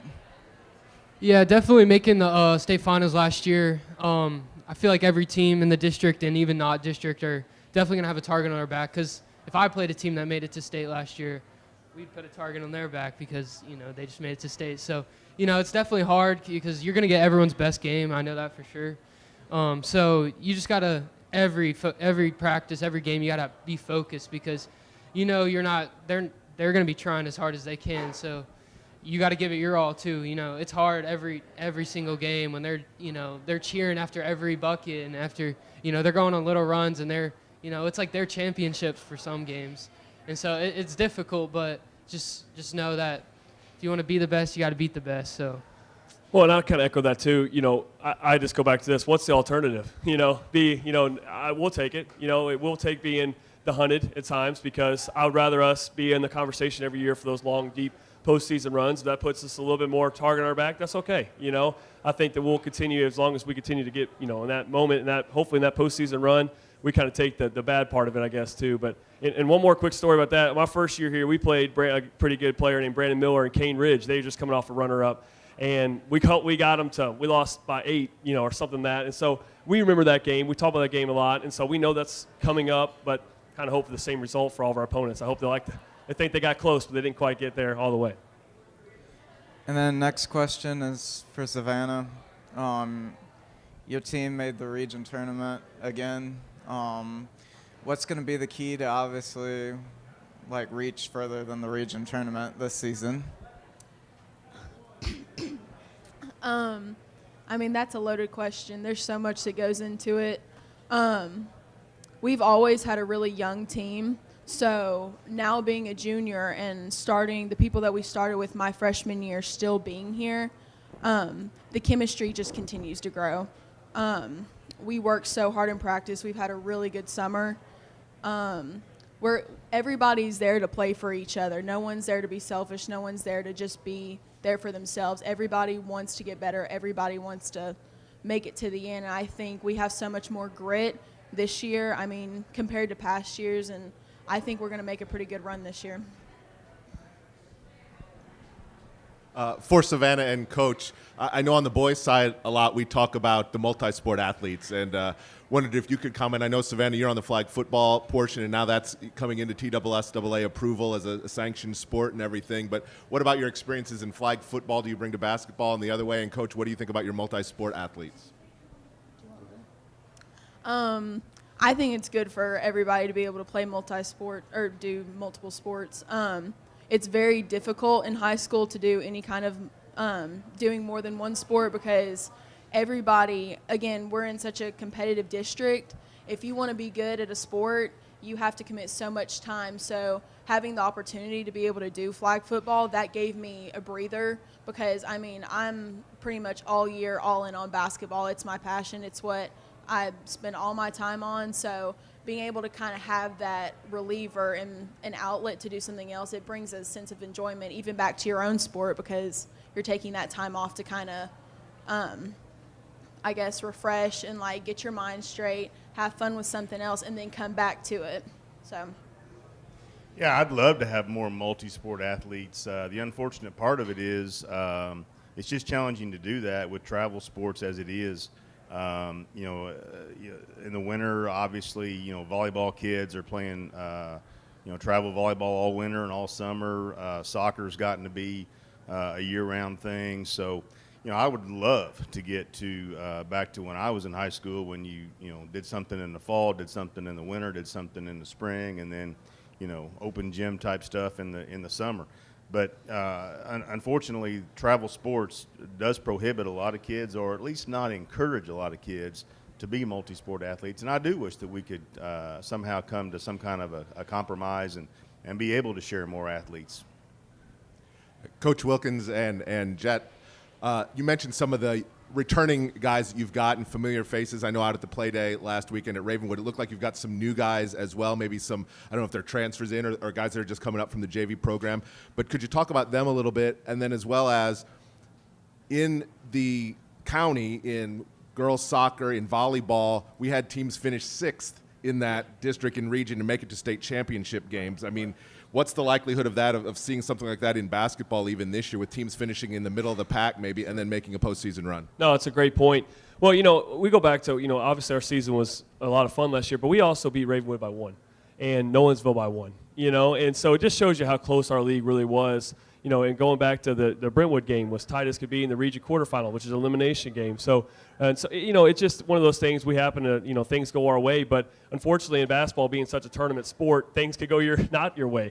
And so we were on the good end of that, and that just kind of goes to speak to this league. I think sometimes we throw around the word SCC, and I kind of can see it. I know we talk about it in football, and I definitely can see it in basketball. It's just so competitive.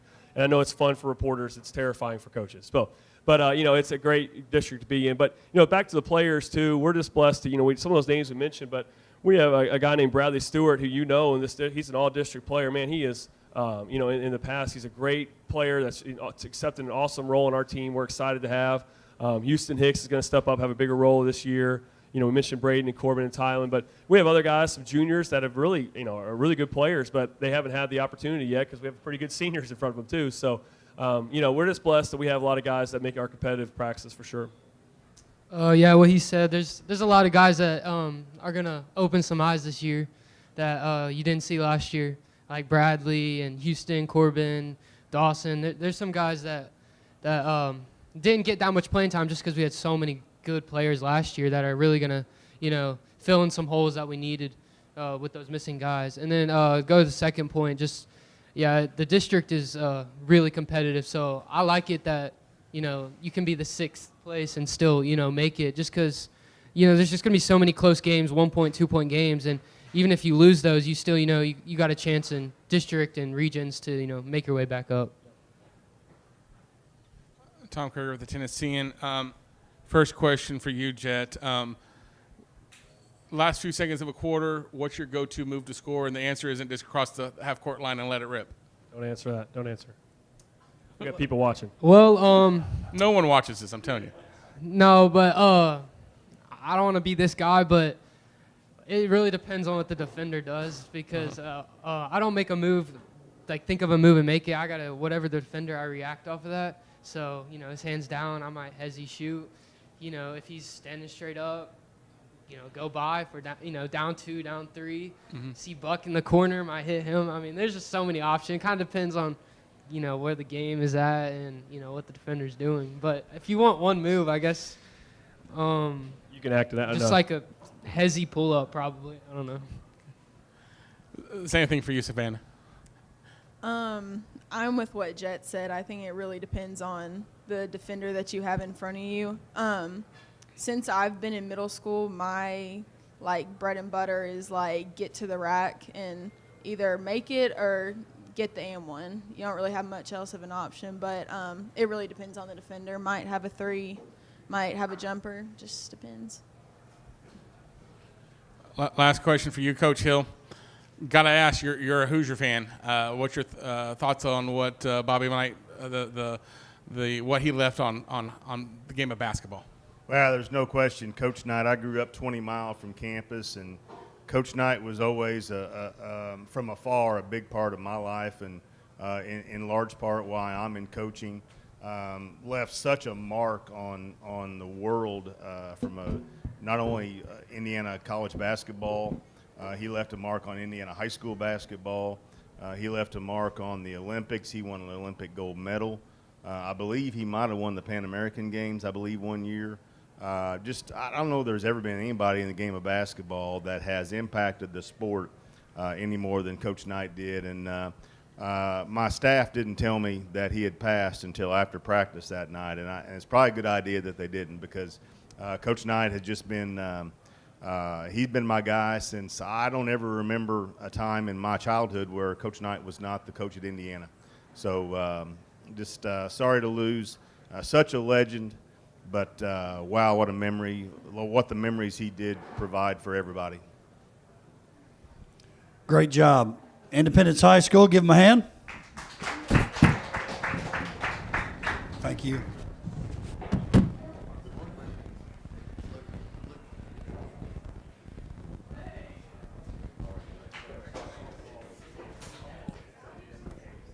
Making their way up next, Nolensville High School. Good to see you. Have the coaches on the end here. Coaches, you'll have your own mic. Players, you'll share the one in the middle. Coach Gadice, boys coach. Coach Ladd, girls coach. Both teams region semis last year, playing their best basketball at the end of the year.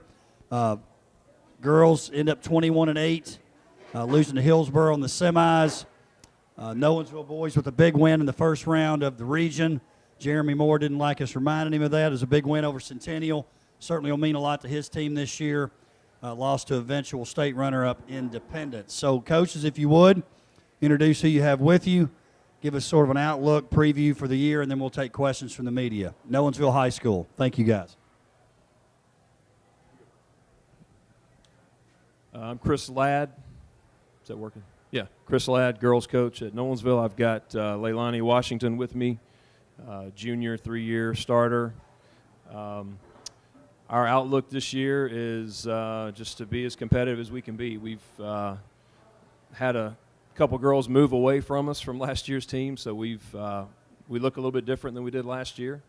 But got a lot of good young girls, and really excited to see how they're going to perform and see how this one's going to kind of lead the charge this year. So we're excited. Just hope to be as competitive as we can be in the new district. Drew Gadice, this is Lucas Pring with me. He's one of our captains this year. Started almost every game last year. I guess senior night might have been the only one that he did not. We returned 5 seniors who all played a lot of minutes as juniors, which is really exciting. And then add to that juniors who got some minutes as sophomores, and then add to that some sophomores that were really dynamite as freshmen. So we're deep. That's kind of been our MO so far in preseason. We're pressing a lot more. We're playing a lot faster. I think last night in the first quarter, 11 guys got in the first quarter. So we're trying to run up and down and play a very different style than what we did last year.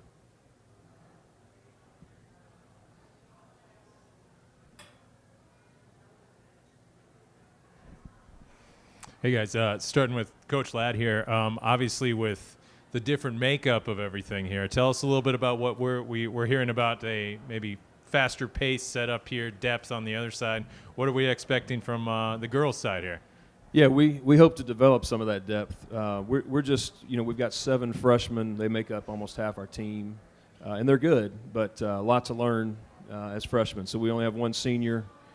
She played very limited for us in the past couple of years, so we're going to expect more from her this year. But 3 juniors with Leilani obviously leading the charge, and another starter that comes back, and Olivia Galloway. So really just 2 girls that had a significant amount of playing time last year that are back with us. We're definitely you're going to see a different style. We're at our best when we can play more up and down and pressure the ball, but we also have to be careful because we don't quite have the same depth that the boys have. So we're trying to kind of find that middle ground. But you'll see a different style for sure. Leilani, can you kind of speak on your role and what you're trying to do this year? Obviously, as a 3-year starter, you're one of those girls, and you just got to be a team leader here. What are we going to expect from you this year? Honestly, I'm going to try to lead like any way possible. I know we lost height, so if he puts me in the post, I'm fine with that anywhere else. I mean, I normally play point guard, lead the team, lead the offense, but I'm open to playing any position that helps my team win. Lucas, Coach talked a little bit about, the depth of this team, and we just had Jet and Coach Wilkins talk about how, it took 1 point was the separation there in the postseason last year, and just that kind of build-up. I mean, talk about the expectations, knowing that you guys are deep, and you were right there. Like Coach said, we have 5 returning seniors, and we have some freshmen like B.J. Hall, Kyson, and Kale Barney who are returning this year, more mature. They're going to get more minutes. So just having that depth and that trust that whoever comes off the bench is going to have a major impact in the game is huge for us. So I think it'll be really important in winning those big games. Coaches, can you guys kind of both talk a little bit about just all the county teams being together here? We got a month and a half after Christmas where you're just going to be sick and tired of seeing each other, I think. But at the same time, it brings out the best. Can you just kind of speak on that for a little bit? Yeah, I think kind of what everybody said tonight a little bit of is just, man, it's going to be fun. And it's a guy like me who came here from somewhere else. It's kind of why you want to come and be a part of it. I think it creates a really fun high school basketball experience for them to play in. And there's a Monday, Wednesday, Friday week. There's a wraparound and play Monday that'll decide your seed for the district tournament on Thursday. Coach Ladd and I mentioned maybe playing a game before Christmas, and nobody else really wanted to do that. So if there's snow or anything, and there's some weeks where we play 4 or 5 district games, it could happen, is all I'm going to say. So, yeah, it's going to be fun, man. It's going to be a lot of fun, a lot of tight, tough games with a really good environment for high school basketball. Yeah, I would echo everything he said. The old guy suggested watch out for snow days, but nobody wanted to hear the old guy, what he had to say. But yeah, I'm excited. I feel like years ago, when we didn't have quite as many schools in the county, we were all playing each other, and it made for exciting environment. Every night's a big crowd. Kids get excited, so I'm looking forward to it. And then same question for the players. What do you think about this new Williamson County district? I'm really just excited for the energy that it's going to bring, the atmosphere. I think more students will come out since we kind of know everyone that on other teams and stuff. So I think it'll create a great atmosphere. I think that because basketball was one of the later sports to kind of join this district with all these big teams, football and all the other sports kind of set up the anticipation for this. So everybody comes into basketball being excited, being hyped. So they're all going to show up to the game. It's going to be fun. It's going to be live. And then especially expanding to this district this year, it's going to be amazing. Coaches, quick question. Something Coach Ladd said. You said you had a couple of kids who moved away. You lost them there. In the current environment we live in this county, kids come in, kids go out. Kids move between zones within the county in a given year. Has that become something that's more difficult to work with? Do you ever fear having to face one of your own later because they moved somewhere? That really hasn't happened recently for me. The ones that moved from us, they moved far away, but not within the county. But yeah, I mean, it's this environment we're in now with kids doing multiple things, and specifically with the girls' game.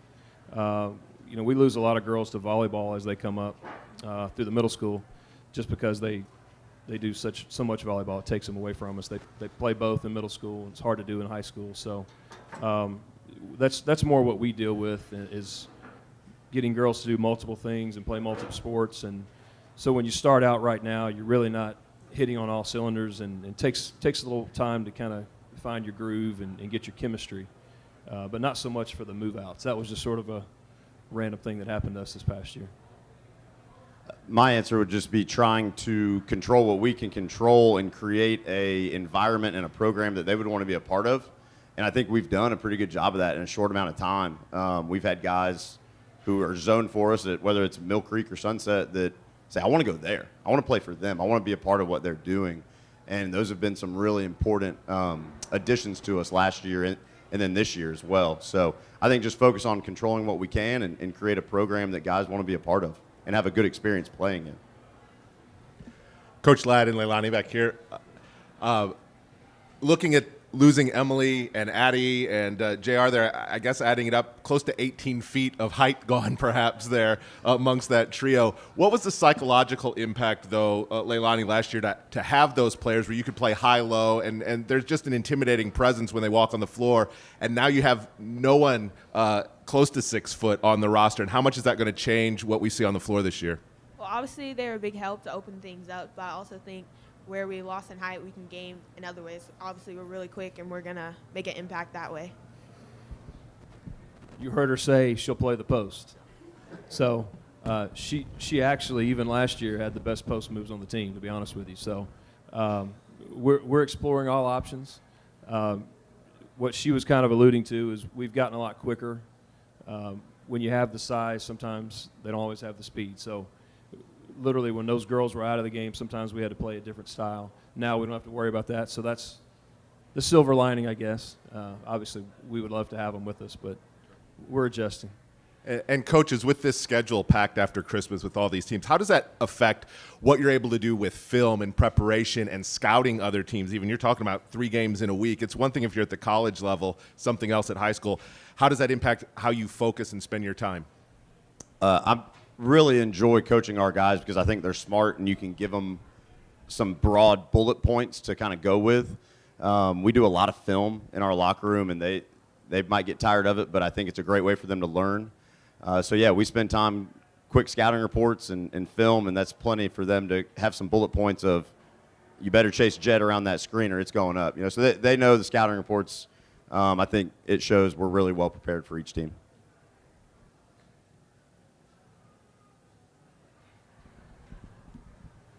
For the coaches, what have you noticed, if anything, about the change in the foul rules so far?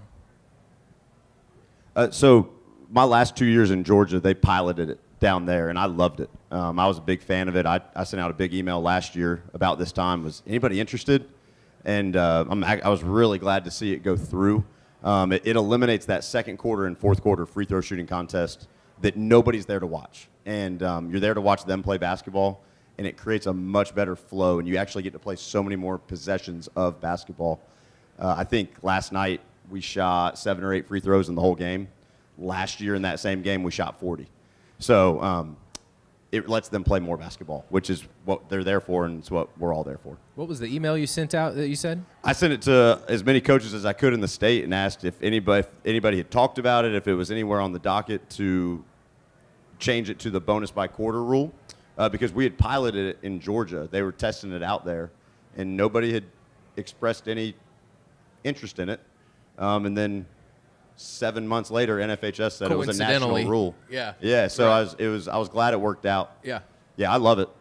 Chris, what about you? You guys, what have you noticed? Yeah, I agree with him totally. I just noticed last night, you know, we had a game last night the first time. I was looking up in the second quarter thinking we should be in the bonus, and we weren't, which I was totally fine with. But it just takes a little bit of a mental adjustment. But I think it's a good thing for the game. I like, you know, getting to 5 and shooting 2 and eliminating the 1-and-1. I like that part of it. So I'm all for it. I know we're probably running short on time. So, Leilani, I'll just ask you, have you noticed anything about that part of the game, the free throw part? I think they're more lenient. Like, I feel like if both teams being competitive, they let a little more go, and you just play with what you got. Thank you.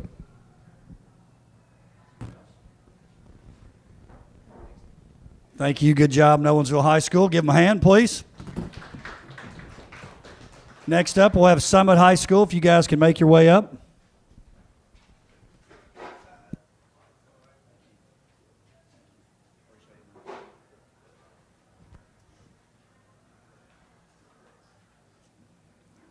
Have the players sit in the middle, coach here on the end. Now we've got the two rookies in WCS up next. Excited about this. That's right, the only two, same school. We got Coach Hal Merle. You guys probably recognize Coach. He's been around this area for a long time, taking over the girls program. And then you've got Coach Thad Burgess taking over on the boys side. Coaches, if you would, introduce who you have with you, and then give us sort of an outlook on the season. The players, you share that mic in the middle. Y'all share that mic, players. Coach, you got that one. And then Coach Burgess, I'm going to give you this one. Summit High School, appreciate you guys being here. Excited to be here. I tell you what, I feel like it's been a long journey to get here, but I've got Derek Smith with me today. He has kind of been our leader. He's kind of took, when I came in, we both kind of took it as a challenge that we were going to help get this program turned in the right direction, and so leaned on Derek a lot. He's kind of been the only vocal guy we got. He's the only one to open up a little bit in the locker room, so we're all excited and ready to get going. Of course, we opened up last night, and we've got a busy weekend coming ahead, but our program's in the right direction, and we're all, with Coach and I know we're both, we talked this summer.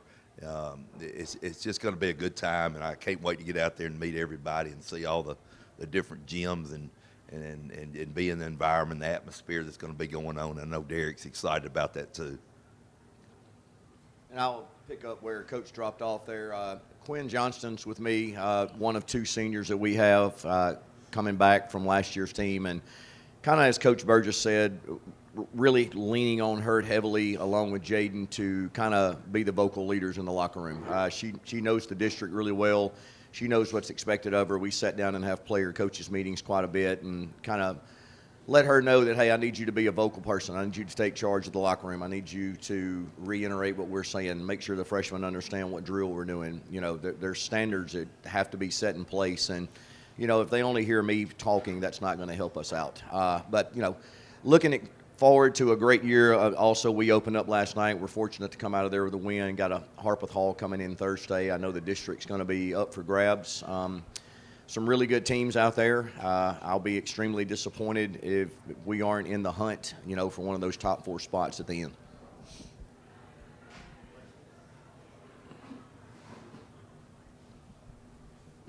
Hey, Charles with the Williamson Herald. Let's start on the girls' side here. In terms of coming into this and seeing the district and everything, Coach, just tell me about what it's been like these last, especially these last few weeks as we're getting underway here. How excited are you to be a part of this? It's a kind of a loaded question. I mean, this is obviously not my first year coaching. Bald head, you can tell all that. But I've been living in Williamson County now for 20 years. So I'm really good friends with all the coaches in the district. Have a really good understanding of, where we are, where we line up. Very excited to be living and coaching in the same community. Knowing that my daughter's my manager there on the team, and when you got players like this and Jaden Pittman leading your program, it makes my job a whole lot easier. I know that there's going to be a lot of eyes on Quinn going forward this year. There even was last night when we were playing Riverdale. But the girls have really bought in to trying to lock down and play some defense. And, sitting up here and watching all these girls speak, it's just exciting, to know that Wilco's putting on a special event like this and getting these kids out here, getting them recognized, getting them noticed. And I know Quinn's excited, and we talk about it frequently, and I'm really looking forward to the challenge. Quinn, do you mind talking just a little bit about the makeup of this team this year and your expectations coming out? Because, again, it's just we're in that loaded district. It's expanded with all the Wilco teams, but what are we going to see from the Spartan girls? Yeah, I would say we're probably a fairly younger team. We did lose Nicole last year, but we also have lots of people coming in, stepping up. We have Bridget, Ali, and Trinity. They're coming in and they're stepping up. They're working hard in practice, and they're really looking to take that spot from her. But I would just say we're just working our hardest every day, pushing each other in practice, really a focus on defense this year. Coach is saying every practice, this defense is where it starts. Defense starts the energy. So I'm excited to kind of have a new focus on that. My game's more of an offensive game, so I'm excited to open up new parts of my game and just see where I can do with it there. Derek, can you speak a little bit about the shift here, some of the changes that you've seen in terms of just everything? I mean, what are we going to expect with the new look Spartans here? Well, we got a new coach here, Coach Burgess, and it's a bit different. You know, it's a new environment, new culture, all that. But I definitely say one thing, like Quinn was talking about defense. Our defense has definitely made a big shift in a positive way this year. And expectation-wise, I mean, you know, everyone wants to win. That's what we all are coming here to play and do, is just to win. And I feel like our team's a whole different team from what it was last year. And we've come together strong, you know, culture-wise, teammate-wise, playing together as a team, doing everything together, and it's shown a lot. And I feel like I know it will pay off. Yeah. Coach, can you expand on some of the things that you're implementing and just what it's like coming into this area too, and having a guy like Derek to lead the way for you too? Yeah, Derek's exactly right. We've started from ground zero almost, and what we've done is try to build the culture again. I mean, what an unbelievable place to coach and live, and the whole picture on my end has just been really exciting. And so what we've tried to do is just go in and start from day one. We started body language. We started communicating. All the things that I felt were the most important things in our basketball program right now.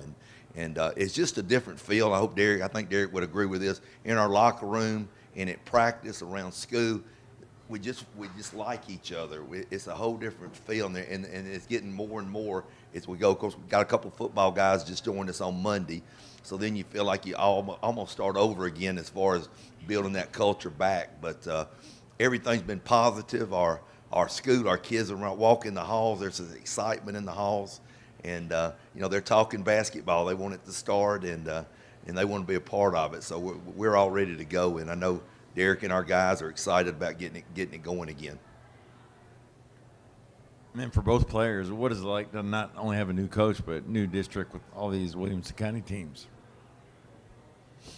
I'm excited for the new district this year, getting to play against lots of teams that we haven't played in the past. You know, we haven't played Page before, really, and Franklin, you know, we're starting to kind of get into playing some of those teams on a regular basis, so that's really exciting. New coach-wise, it's exciting. New coaches come in, and they bring different stuff to the table, so I'm excited to see how we can expand our game in different ways that we haven't been used to.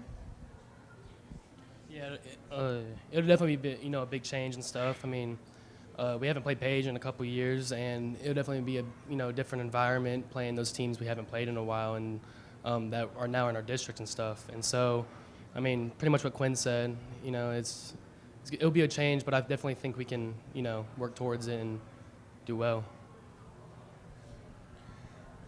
All right, this question is for both coaches.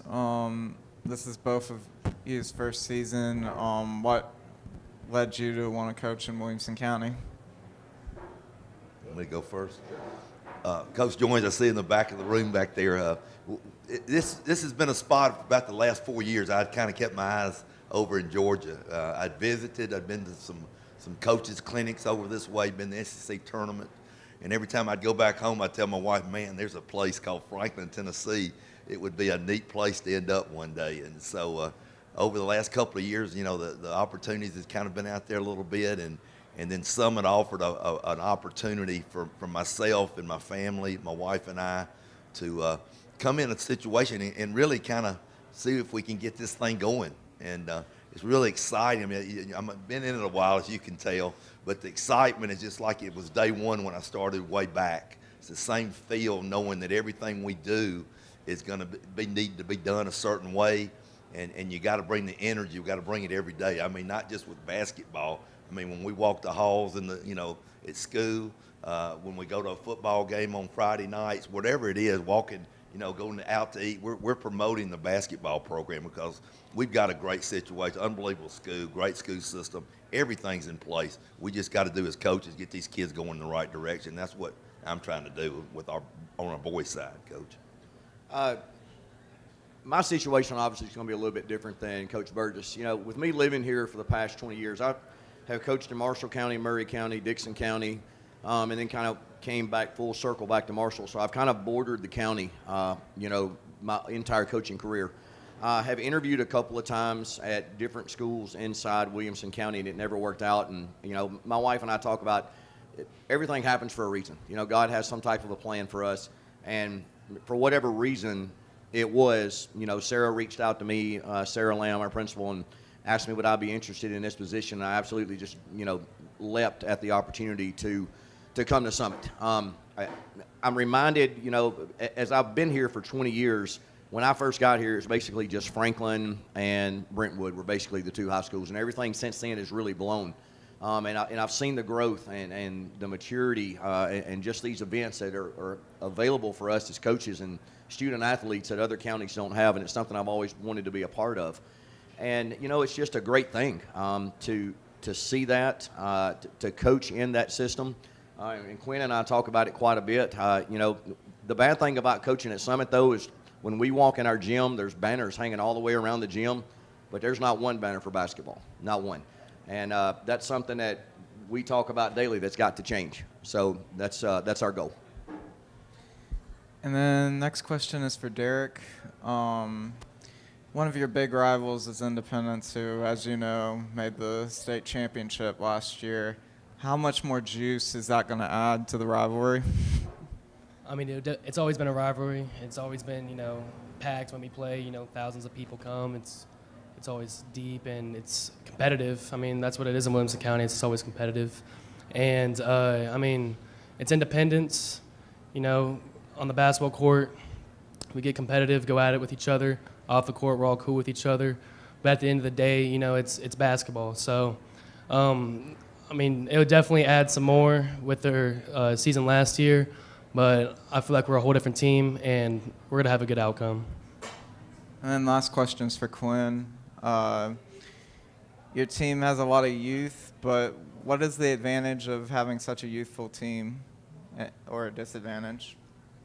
I think it's an advantage, honestly, because we're growing, and I'm excited to continue to come back and watch them play in future years and just see how they've grown and just see what they can bring to the table. I really just love mentoring these girls, just giving them all the experience and all the knowledge that I have. So it's just really exciting to just watch them grow every day. I've seen such a tremendous difference from the summer to now, just with little things, talking, communication, the energy at practice has picked up tremendously since the first day, and it's just they're slowly learning, and it's just really just an awesome thing to see. Coaches, for you as the newest coaches in Williamson County, what's your view of the state of basketball in Williamson County, the teams you're going to play night in and night out come January? Just coming into it, what's your perspective? In the situation I've been in neighboring counties, you had one, maybe two rivalries within the county. When I was at Columbia Central, you had the in-county rival with Spring Hill. That was a big deal. When I was at Dixon County, you had an in-county rival with Creekwood. As you sit here and look at the media guide, you've got rivalries all the way across the board.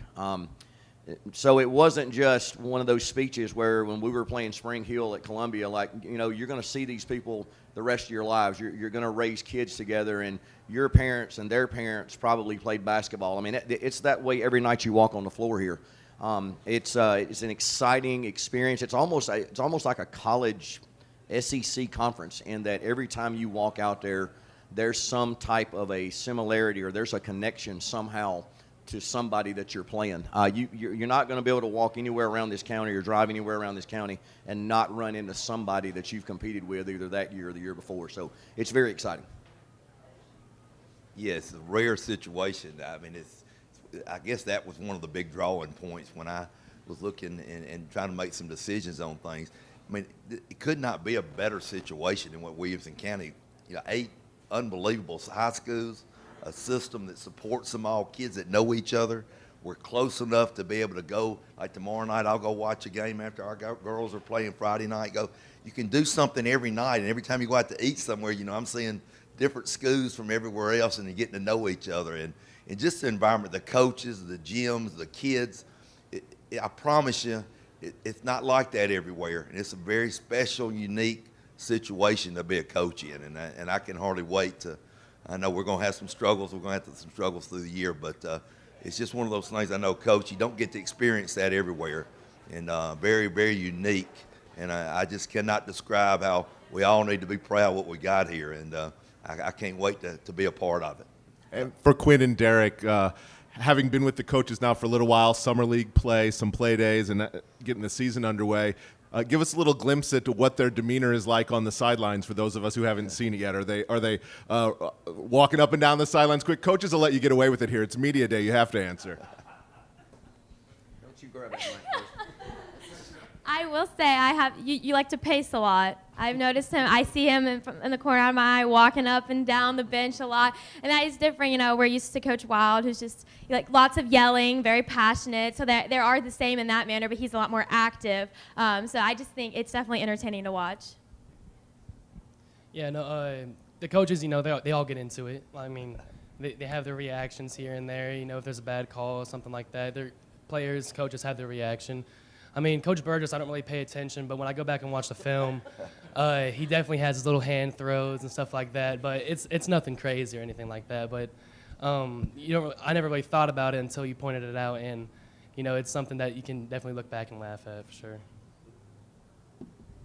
All right, give them a hand. Good job, Summit High School. Thank you. Up next, we got Ravenwood High School. If you guys will make your way up.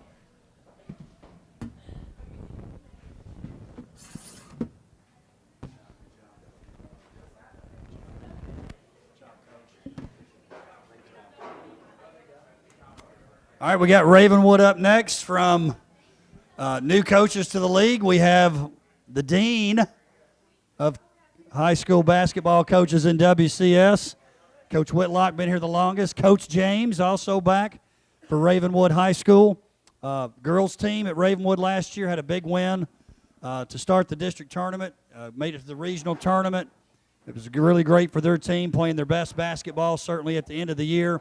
Coach Whitlock's team in the semifinals and the regionals. I think most people would say, if you take a look, Independence obviously the favorite on the boys' side, 33-5. A lot of guys coming back, but folks would also say Ravenwood top 2 in the league. I want to make sure I said that because Evan likes to twist my words. Coach Whitlock likes to twist my words. What I'm telling them is, if they don't finish in the top 2, they have underachieved. That's not really true. I just wanted to make sure they knew we were saying they're going to be 2 of the best teams. We're excited about both of these teams. We really are. Looking forward to a great league. Appreciate Ravenwood being here. If you guys would, talk about who's with you, and then give us an outlook for the season. We'll take questions. You guys share that mic. Coaches have these. All right, well, I'll start. And last year, Coach joins, and Dr. Qualls said we were going to be mediocre. And we obviously tried to use that to our advantage, but I got to our senior point guard here, Evan Gaynor. We're very optimistic about our team this year. Very emotional team for me to coach. I've known Evan since he's about 7 years old. Same with Rocco Lamuno, Julian Leftwich. These kids have come to our camps. They've had brothers that played in the program. So we're really excited the season's here. It'll be a welcome distraction for me. Personally, it's been a long off season dealing with some issues family-wise, my sister dying and things of that nature. So, I'm kind of trying to approach the season as an opportunity to honor her. But I feel really good about our team. I do think we have a chance to be really good and compete.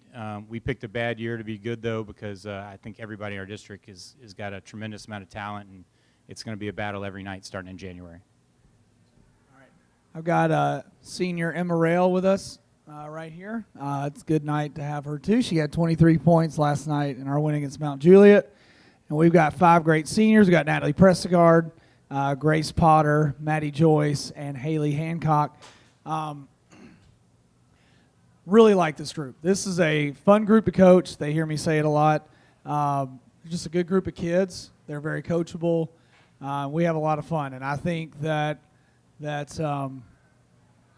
think we're going to continue to build on some of the momentum we created at the end of last year and build it with this group. So really excited, and we got another big game tomorrow night. So excited to get going with this group.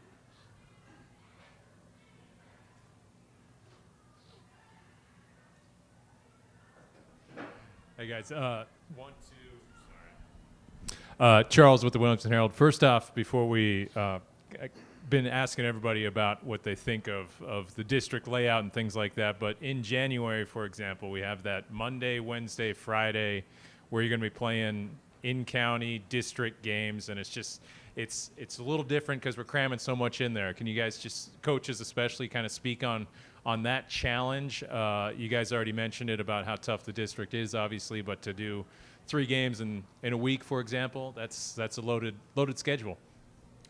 Yeah, I mean, it's a level playing field. We're all in the same district. We all have the same academic schedules and things of that nature. But I mean, it's going to be different. It's going to be a tough schedule. I think that week we have Centennial on a Monday, Franklin on a Wednesday, and then Nolansville on a Friday, and with very little prep time in between. So that's a unique challenge in itself. But everybody else is having to do the same thing. I think it's really cool. We're on the same district. It provides a lot of camaraderie. Obviously, these kids have known each other for a really long time. So. I mean, I think it adds a special element that really can't be matched anywhere else in the state. Yeah, as much as I love going to Columbia on a Tuesday night or Dixon County, I do like that we're all in the same district, and I like that we have 8 teams. Again, it is what it is. We have 8 teams in our district. Some districts have 4 teams in their district. But I like it. It makes it easier for us as far as scheduling goes because our whole January and February are basically done, and we don't have to go searching for teams to play. But I like it. I like it creates a lot of good rivalries in our district, so I like it. Evan, can you kind of speak on the makeup of this team here? What are some of the expectations? What are some strong points for this team? Yeah, so I'm super excited about this year. Kind of like our core, like me, Rocco, Ty, Julian, Caleb Pizer. We've been playing together since like 6th grade. So obviously the expectations are better than last year, I would say. And I think we have a chance to be really good. Emma, do you mind kind of sharing something similar there in the sense, too, where, I know the makeup's a little different here. We lost a little bit of size here, but you returned some familiar faces there, too. How tough is this Raptors team going to be? Yeah, we lost quite a bit of size with Kat and Elizabeth, but I think the power of our chemistry is going to replace that, and I think we play really, really well together, and I think we're going to roll out very unexpectedly. First question is for Coach Whitlock. Coach Whitlock, you're the longest running WOCO head coach. Do you feel like you're still learning and growing, or do you feel like that experience is a huge advantage? I mean, it's not an advantage. There are 7 other coaches in this league, and they're really, really good coaches. I kind of joke, like, every time they've come close to firing me, I put something together to where they can't. So, I've been able just to hold on long enough to be here for 18 years. But I don't think it's any advantage. I mean, I will say I definitely think, I've grown as a coach. Things I'm doing today are things that I wouldn't have done 18 years ago. When I got this job, I was relatively young. I'd coached at the college level, and I thought I was smarter than everybody else. And I learned pretty quickly that wasn't the case. And, I think Evan can probably tell you in his 4 years that some of the things we're doing now are very different than things we were doing when he was a freshman, focusing a lot more on culture and things of that nature, because every team is talented, but essentially the team that has a great culture and the best mindset is the one that's going to win the war of attrition this year. And then next question's for Evan. Your team has a lot of high expectations this season. Would you rather have that, or would you rather be an under-the-radar team? Wow, that's a tough one. Well, I would rather have the high expectations, but the district is just so hard this year. There's 8 other good teams. I mean, every team can beat anybody. Like last year. Last year, there's a couple good or bad teams that maybe couldn't beat, like the Indies or like that. But this year, anybody can beat anybody, so it's going to be a dogfight every game. And then next question is for Coach James. You've already mentioned that you have 5 seniors on your team. How do you feel like that experience could be an advantage for your team? Yeah, I think it can help. I mean, we got, obviously, Natalie and Emma played a lot of varsity for us. And then we've got 3 other seniors that are coming along going to play huge roles for us. And I think kind of hitting off what Coach Whitlock was saying, like, I feel like we have a really good team culture. We have a really good vibe on our team. And they care for each other. They like playing together. And I think that's going to pay huge dividends for us. So, and then we got others that aren't as experienced that will be playing varsity, which is always exciting for us to see them go from that JV level up to varsity level, and they're handling it really well. I mean, we played 11 people last night in our game, so like we feel confident that we can play a lot of people and get them experience, and that's just going to benefit us as we move on throughout the year. Coaches, I know you were both very intentional this offseason in the spring and in the summer. You've both mentioned culture tonight, but share a little bit about some of those special things that you did. I mean, some pretty unique trips, some pretty unique time together specifically, and then players as well. What did you enjoy most about that, and how do you think it's going to impact the play on the court this year?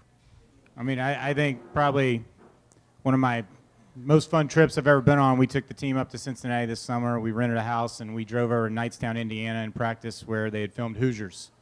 And that first night we got there, we had the kids there, and only a handful of kids on the team had ever seen it. So we showed the movie, and we tried to keep it under wraps that we were going over there, but obviously word got out, and so we drove to the middle of nowhere and got to practice in that gym, and that was really special. And then just this fall, we've had what we call Classroom Tuesdays, where we get together every Tuesday in a classroom, and maybe we should ask Evan this question too. I'd like to hear his take on it. But we talk about different skills. We talked about how to send emails, dining etiquette.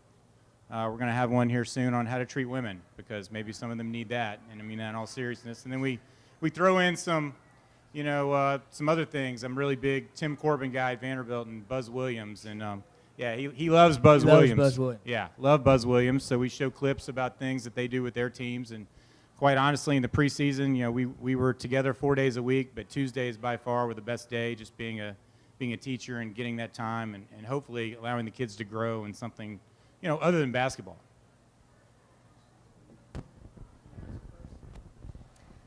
We've definitely done a lot of team bonding things. We've taken trips, and it's honestly really fun, like being able to just spend time together. We do play basketball games, but taking it away from basketball. And we went to Gatlinburg last year, and we went on the sky lift, and we kind of exited our brains away from basketball and just bonded as a team and spent time together. And I think times like that, it's just really special, and we get to know each other on a deeper level outside of basketball. Yeah, so some things that we did, I took the girls to a boxing class. So, right, Emma? Okay. So we went to a boxing class. We did Habitat for Humanity.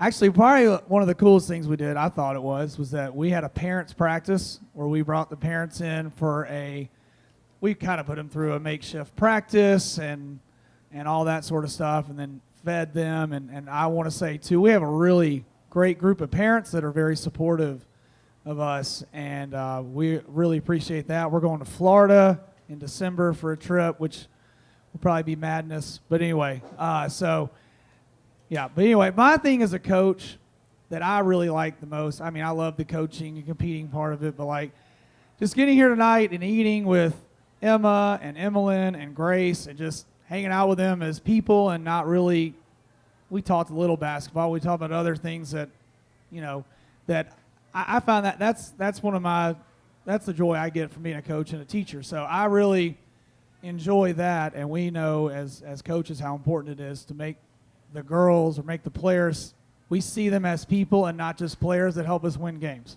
So that's what we try to do with our program. And Emma, for you, real quick, you got off to a great start last night, as did Natalie. I think to a double-double. I didn't have the rebound stats in total, but you're playing a very different role this year. You've lost some seniors to graduation over the last 2 years. Talk a little bit about the new role you're playing. You're in the middle of a 2-3 zone, rebounding down low, and you've typically been a guard outside the three-point arc.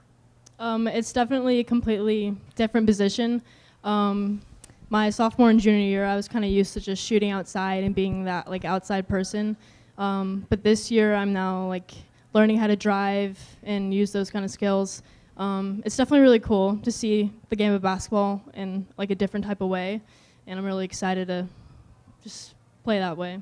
And I'll add to that, and one of the reasons that she's going to be successful is that she will take coaching, and she will adjust, and she'll try to do the things that we ask her to do, even if it's something that may be a little uncomfortable for her. And that's the thing about this whole team is they all do that. So it's been fun to watch her go from a completely different role to almost being like almost our 5-man. So it's been cool to see that growth. Good job. Thank you, Ravenwood High School. Appreciate it. G2 bar. Fairview will be up next.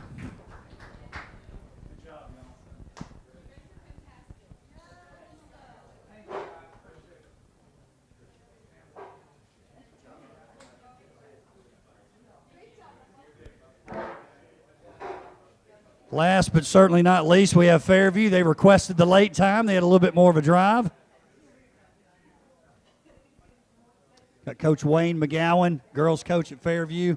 Coach Trey McCoy, boys basketball coach at Fairview. The girls last year, I think it was big for their team. We'll let Coach McGowan talk about it.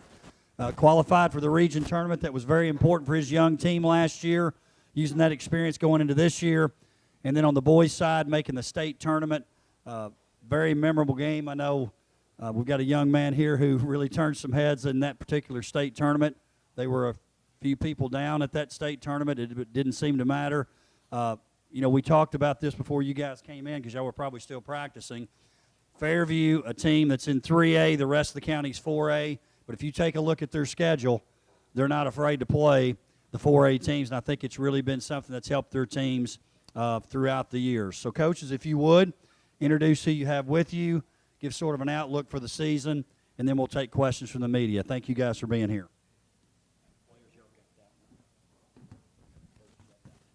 I've got senior guard Nathan Dillingham with me tonight. As far as outlook for the season, it's the same as every year I get up here and say it. We district title, region title, sub-state win, and get the state. So we're in a situation where we've got a lot of returning players, but we lost a lot of depth and a few key players. So we've got a little bit of rebuilding to do. We've got a really tough schedule, probably the toughest schedule my teams have ever had this year. So the hope being by the time we get to that second season, we're battle tested. I'm William McGowan, and I've got Anna Marie Brown, senior post player. You know, it's just like Coach Trey said. You know, you shoot for the district title, you know, region title, and sub-state and state every year. This year is going to be a little bit different with us since we've moved up to the AAA, and we're in the same side with undefeated state champions from the girls' side. So, but you know, our schedule that we've put together this year is going to have us battle tested for that. So we're just looking forward to an exciting year.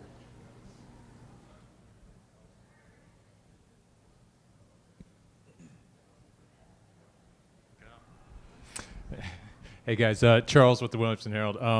Starting off on the boys' side here, Coach McCoy, tell us about this scheduling. You know, break it down a little more in terms of how you jam so much in there in terms of facing, you know, the Nolensvilles, the Summits, the Indies, teams like that, and then what that means for the team and the program to compete at a higher level like that.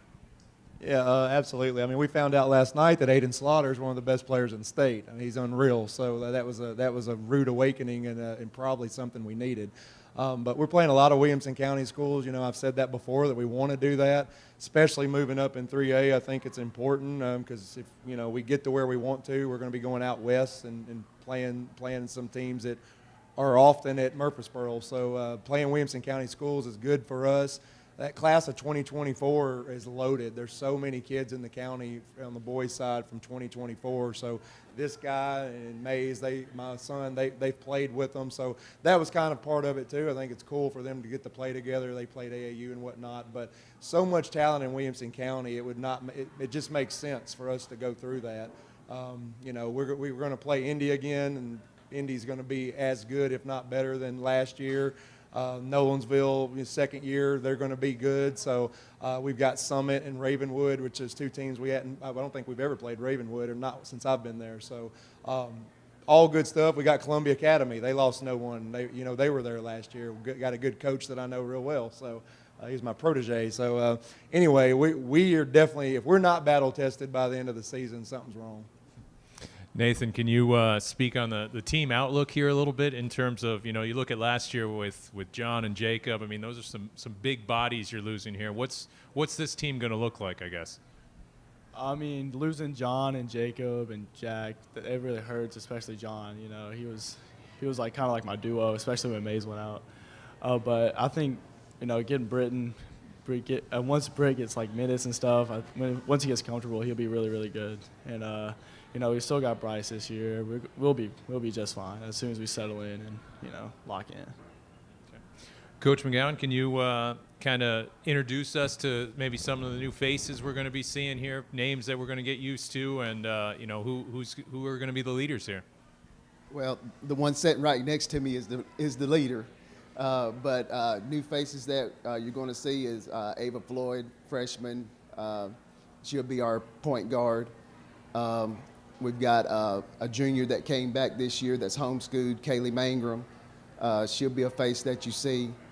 Of course, then we still have Emma Sharp and Maddie Brewer that, you know, those are our scores right there. So other than that, I think that's pretty much all. Oh, Claire Cato, junior, and she's come out of her shell this year. And I've always said that by the time she was a senior, she'd been a major contributor.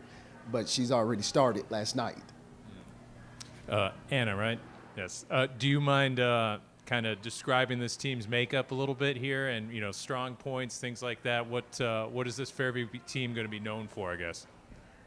We are a really young team, but it is we have a great group of girls. We're all close. It's going to be a good season, and I really have confidence in us, and we just have to really get comfortable with each other, and I believe that we're going to be strong down in the post, and we're just going to have fun this season. And I forgot to mention one girl we just had move in about 5 weeks ago from Texas. Her name is Savina Harper. She's a sophomore, and this young lady can go. Once she understands what we're doing, I think she's going to help us a lot. And Coach McCoy, first run to state, can you guys make another deep run this year? What do you feel like the chances are? We're returning a lot of talent and experience. You know, I've got 3 returning starters, and then sophomore point guard Jax McCoy. He started in the state game against Brainerd. I think he may have started at Gibson County. I'm not sure. We lost senior during that game. At the very end, we lost Jack. So we limped into state without Mays and without a starting senior guard. So depth is the issue. We're trying to build that. We've got an entire season to build the depth. My first 5, I think, can play with anybody. They just got to kind of figure it out. I've got a couple kids in new roles, so they're kind of getting their feet wet and understanding how to play on the big stage. But having 3 returning senior guards, 2 that have played since freshmen, started a lot of minutes, that's a luxury to have. We just kind of, you know, at our size school, you just have to keep reinventing yourself. We can't necessarily install a system and just play to it. We have to look at our pieces and go with what we got. So a few adjustments this year, but for the most part, I feel really comfortable about my first 5. Looking at the path to state, I mean, I absolutely think that if the right things happen, and it takes a little bit of luck to get state. We did not have luck last year. We just had enough depth to cover it up. But you know, you need a few things to go your way. So if we're fortunate, talent-wise and skill-wise, I think we're in a good place. 3A, 2A, whatever, it doesn't really matter. I think we're in good spot. First question is for Nathan or Coach McCoy, whoever wants to take it. Your team made it to the state tournament last season. What do you think the key is going to be to try to make it back there? The key, again, just is guys figuring out their role. It's hard to replace a John Sawyer and a Jacob Neal and a Jack Estes, a Grayson Estes. We had 4 seniors last year. A couple come off the bench, a couple started. So having that, plus, as I mentioned, we're returning 4 starters. So that's 8 kids right there. So, you know, it's tough to replace that, especially at a school of 700 kids. But the key, we have to believe in defense. We have to win games with defense. It's cliche, but it's absolutely true. It's what's helped this team. It's what sparks us. You saw that in that state game against Brainerd. You saw it against Gibson. Both of those games we were down. We had no reason to beat Gibson County in that semifinal. We just defensively and sent them to the foul line some, and they missed free throws, and that sparked us. This kid sitting next to me had a lot to do with that. With Mays out, I think the last 3 games of the season, he had 23, 24, and 27. And I think we were 4 points away from being on ESPN had we won that Brainerd game because it was just unbelievable. I mean, it was him and his teammates sparked it defensively, but he just went unconscious. So having that veteran leadership with the 2 guards, with Mays and Nathan, we're going to lean on them a lot. Probably lean on those 2 players more than any 2 players I've ever had, just because of our youth at the depth in our depth situation. But it's defense. I mean, I hate to stand up here and tell you something boring, but we have to be able to get stops and create some offense defensively. And then the next question is for Anna. Your team made the region quarters last year. How can your team obviously take the next step to make it further? I believe that we're just going to need a lot of practice and just like team bonding. We're just going to have to get together and just focus and work really hard, always have effort, and we just have to have confidence and trust each other, because in this game you have to trust each other.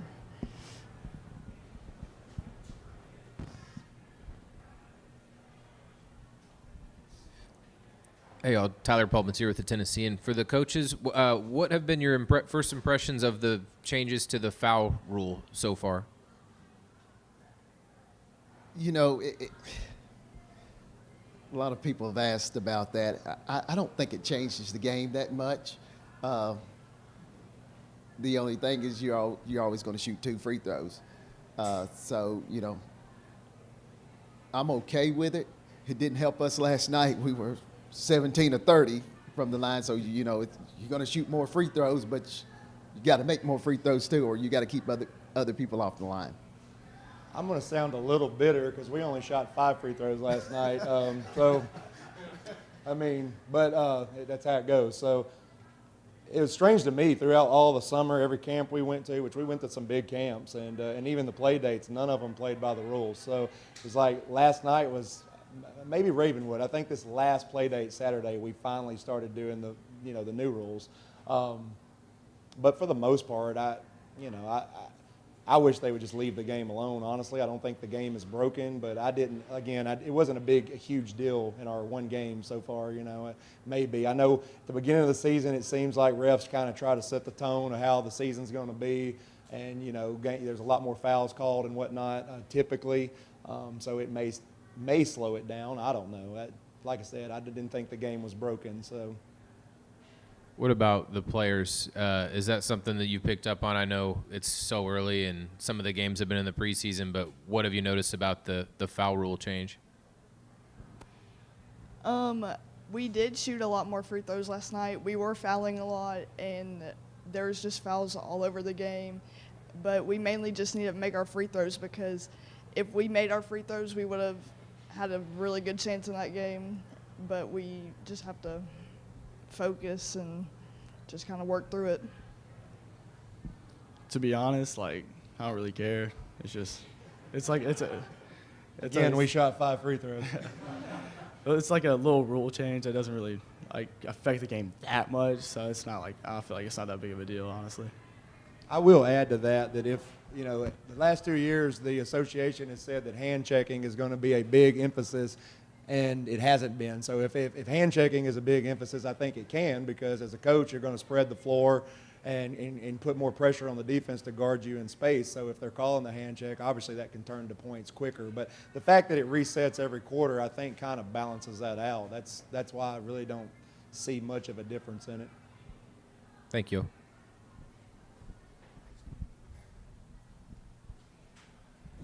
Nathan, what lies ahead for you coming up? And I wanted to ask you, what are the players' feelings like on the play days? You come in, sometimes you play back-to-back. You're seeing a lot of other teams, a little like AAU on those preseason games. Do you enjoy that? I mean, yeah, it's fun, but at the end of the day, I'm just trying to play with my boys. I'm trying to hoop with, my guys that I've been playing with, all my life. So, I don't know. It's the same.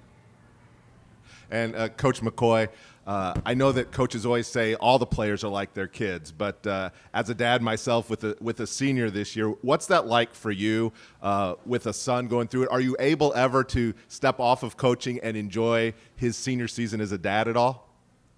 Well, I'm one game in, but it's even different too because what got me back into coaching was this group. When they were 5 years old, they were the Tornado Tigers, and we put together a group of, and it was some of the guys I graduated last year too. But so I've been a part of their journey since they started. But yeah, I'm not really sure. I cannot say that it's going to be exactly the same because, you know, I'm a relationship coach, but at the same time, I'll probably be a hot mess on senior night. You know, I'll be crying just with the mamas over there. They make fun of me all the time in the locker room. If I'm giving anything passionate, they're like, yeah, yep, I see a tear. He's about to cry. You know, they make fun of me. So it is special. I think I do a pretty good job of separating from it in the moment. I was really tested last year with Mays and his injury. I had to instantly, as a dad, I wanted to console him, and the world was crashing down on him, and nothing was fair. But I had a duty to these guys. So yeah, it's tough, and we butt heads.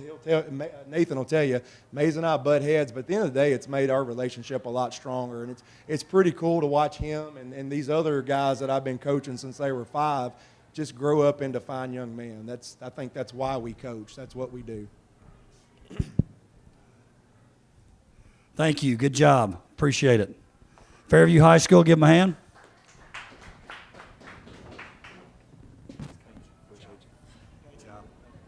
Good job. Thank you. Good job, Coach. Appreciate you guys. All right, that'll wrap it up for us at Basketball Media Day. Do want to thank the members of the media for being here. Without the media, there is no Basketball Media Day, so appreciate the coverage not only tonight but throughout the year. You guys do a great job covering WCS. Appreciate the folks at WCTV. Brian here tonight, Lance here as well for providing this live stream. Appreciate Jeremy Qualls for helping us with the show beforehand. OTL outside the lines for being a part of it as well. And, of course, Matthews Team Sports and Adidas and Walker Chevrolet. Again, Basketball Media Day 2023. Look forward to seeing you out in the gym this year.